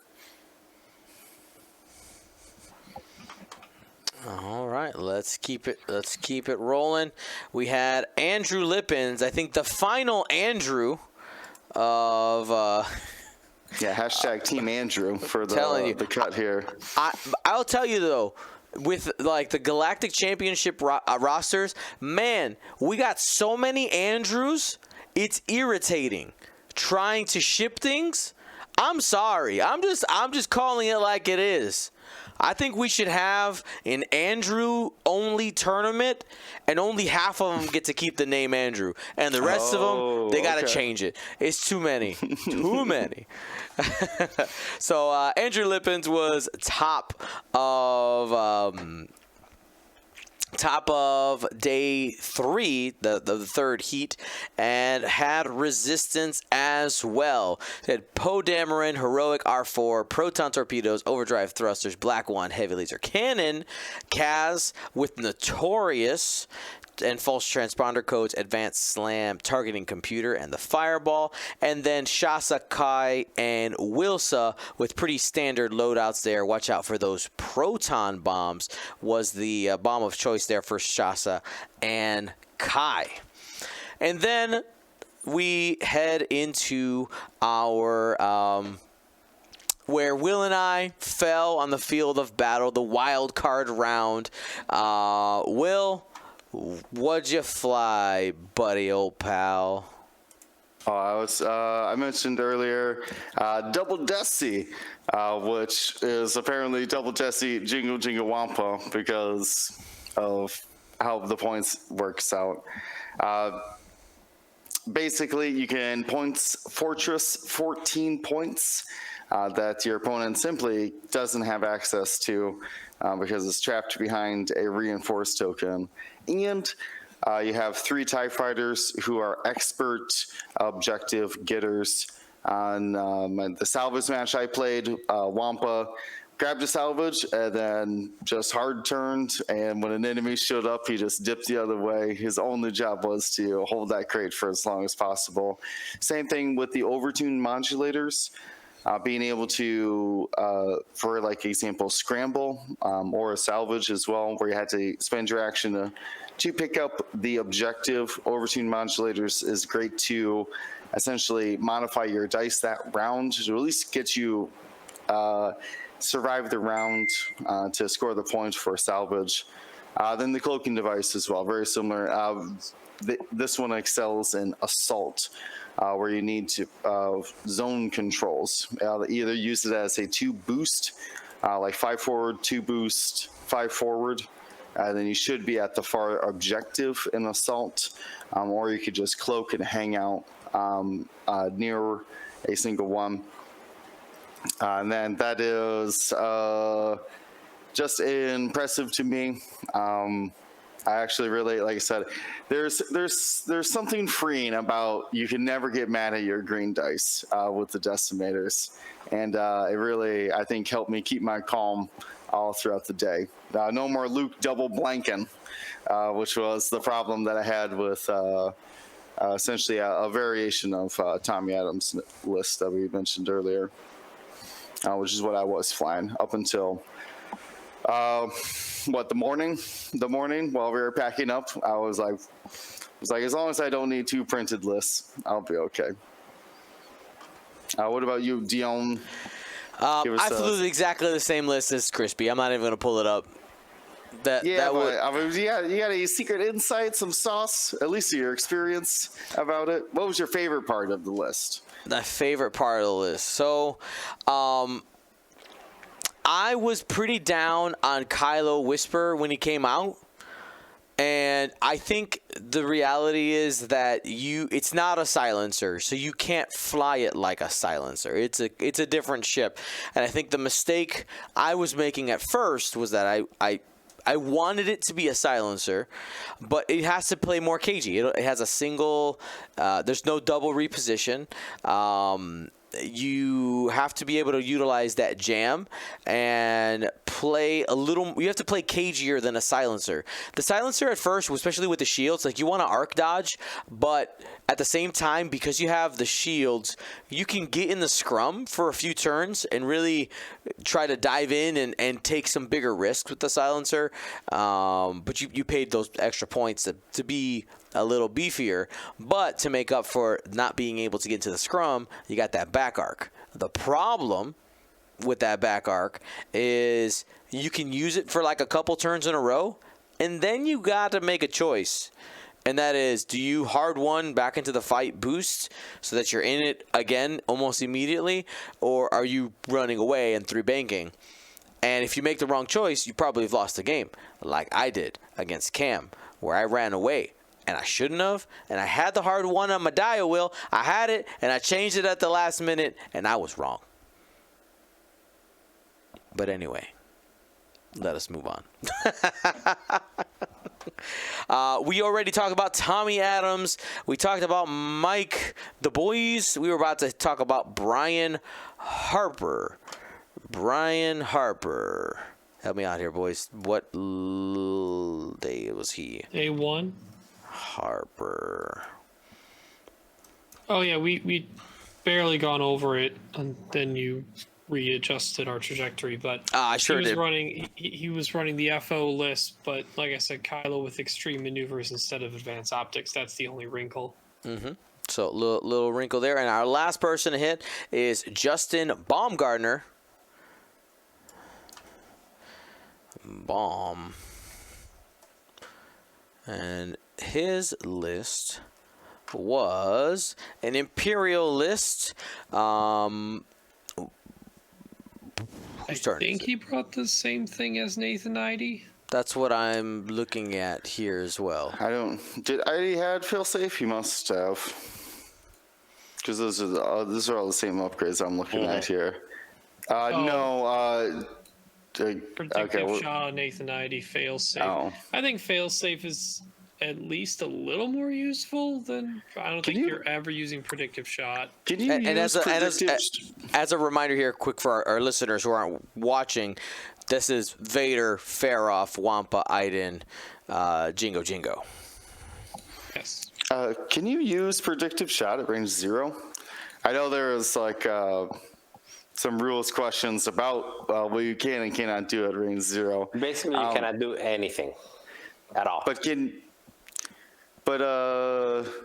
No, because you can't modify offense or defensive dice. As you declare attack at the defenders in your bullseye, you may spend a force. If you do during the roll defense step, the defender cannot roll more dice. So you're still changing their dice pool, which is not allowed at range 0. Normally, and he can't. Mm-hmm. So this probably can't. Yeah, like I'm saying, you can't even do like Vorlam and like you just can't modify anything, or Right. No crack shots. Nothing. You can't touch your opponent's dice or your dice while you're the attacker. I did find out, because it's not touching any dice, Whisper Kylo's effect can work at range 0. Yeah. To flip up crits. That's exactly right. Jingoist as well technically work because it's before you engage. So your kind of hands are clean. Like, I wasn't even attacking in range 0. I didn't do anything. I'm good. That strain was there when I started attacking. I don't know what to tell you about that.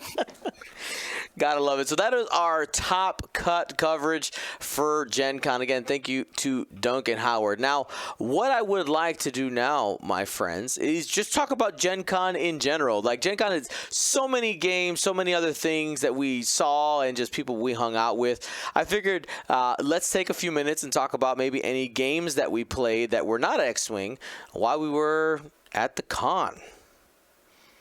Marcel, you can go first. Well, I go first. I was there literally 24 hours. So I showed up Friday night, had dinner with you guys, played Coup at the Airbnb, played Saturday, drove home Saturday night. So I was like in and out. So my Oh, yeah, I experience with forgot Gen about Con- that biker bar that we ate pizza at. That was interesting. That you know what though? They were nice. They were super nice. They were having a great time. They were American. They were very much Americans. They announced it many times. They were American. Yeah. So There was a very very happy man that was just, we are American to his friends. It's just like very passionate about it. It was great. They were passionately American. That's right. So yeah, I mean, the only non-X-Wing game that I played was with you guys, and that was. You were terrible. Yeah. So yeah. bad. That was terrible. I won Bad. 2. You only won 1.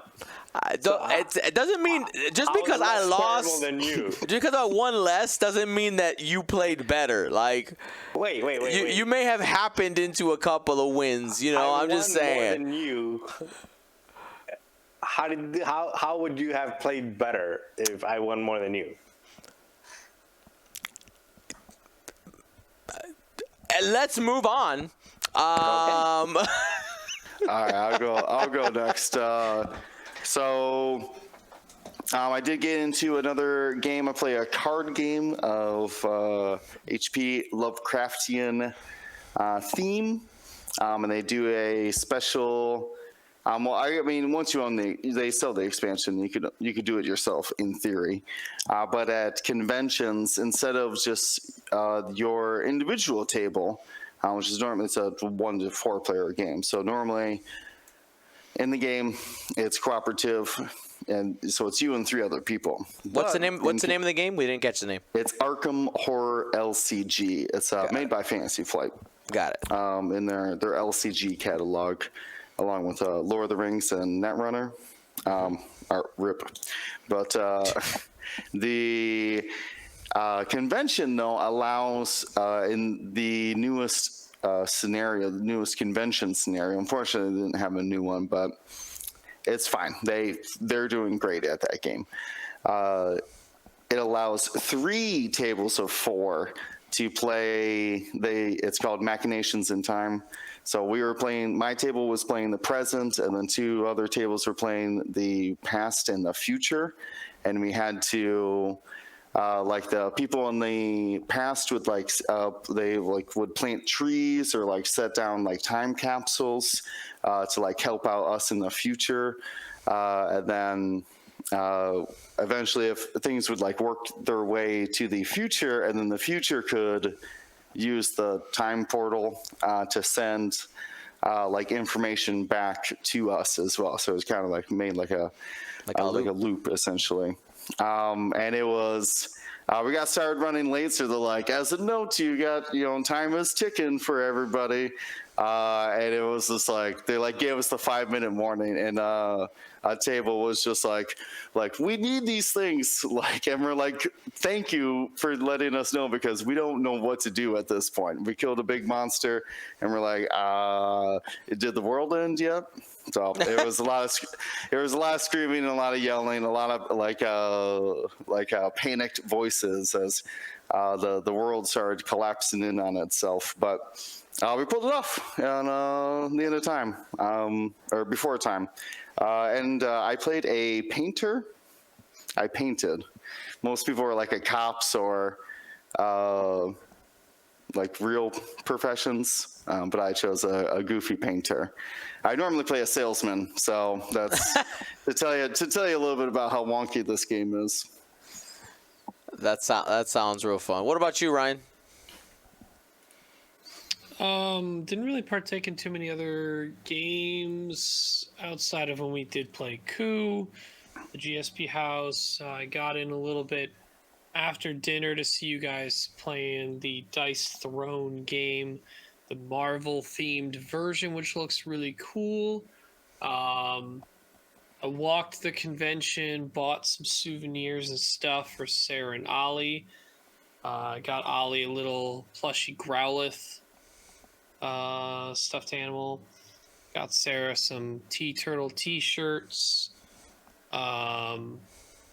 I almost got the Star Wars Villainous game. That was a hot seller that weekend. The box art was really nice. It looked really good. I can't really call anything else that really... I almost picked up the Outer Rim expansion too. So I do have the original Outer Rim, and the expansion's probably something to do in the future, but kept it to the souvenirs and souvenirs for Ollie's, shirt for Sarah, and had a really expensive dinner at St. Elmo's Saturday night, and that's where my money went for me outside of X-Wing. Understandable. Yeah, so the thing I was the most excited to pick up was the Marvel Dice Throne. I picked it up while I was there. Had a blast. Will and I got to crack it open and play. We had super fun. Loki's mean. That's all I have to say. Oh, Loki. Chris immediately enjoyed Loki as well. Could not stop playing Loki. Loki is immediately, like, after playing Coup, as Marcel mentioned, Loki's definitely a Will character. Yeah, it's lies and deceit. Just to mess with you, jerk, and everything. So that was super fun. I also picked up the basically RPG expansion for Dice Throne. You could essentially use it as I'm using air quotes, like D&D or role play game system. You can use it there. It's just a very a simplified version of it. And I know I showed it to my wife today, and she thought it was really cool. So was super excited to go through that with her. It should be fun. And then I got a couple of games for my daughter. I got this thing called Flip Over Frog, which is like a combination of like a memory matching game. And there's these frogs. You put them down, and they have different arrows. They're either diagonal or up and down. And when you place a frog next to it, if it has an arrow pointing, it flips. And at the beginning of the game, you're assigned a color. And at the end of the game, when the whole board is full, depending on how the frogs got flipped, whoever has the most number of their color frogs facing up wins. And we had a blast playing it at the kitchen table earlier today. It was super fun. And I got to play a couple of demos when I was walking around. I think that's definitely super fun. Is just like trying to find a gem. And there's a game. I'm forgetting the name. Hold on. Let me just go grab it. Give me Will riff for 30 seconds. Okay. Well. Again, first-time caller reminding us here that if you can get in contact with a web developer or hopefully somebody who is familiar with tournaments as well, we could always use the assistance. Want to try to get that TTT to continue to function for the future.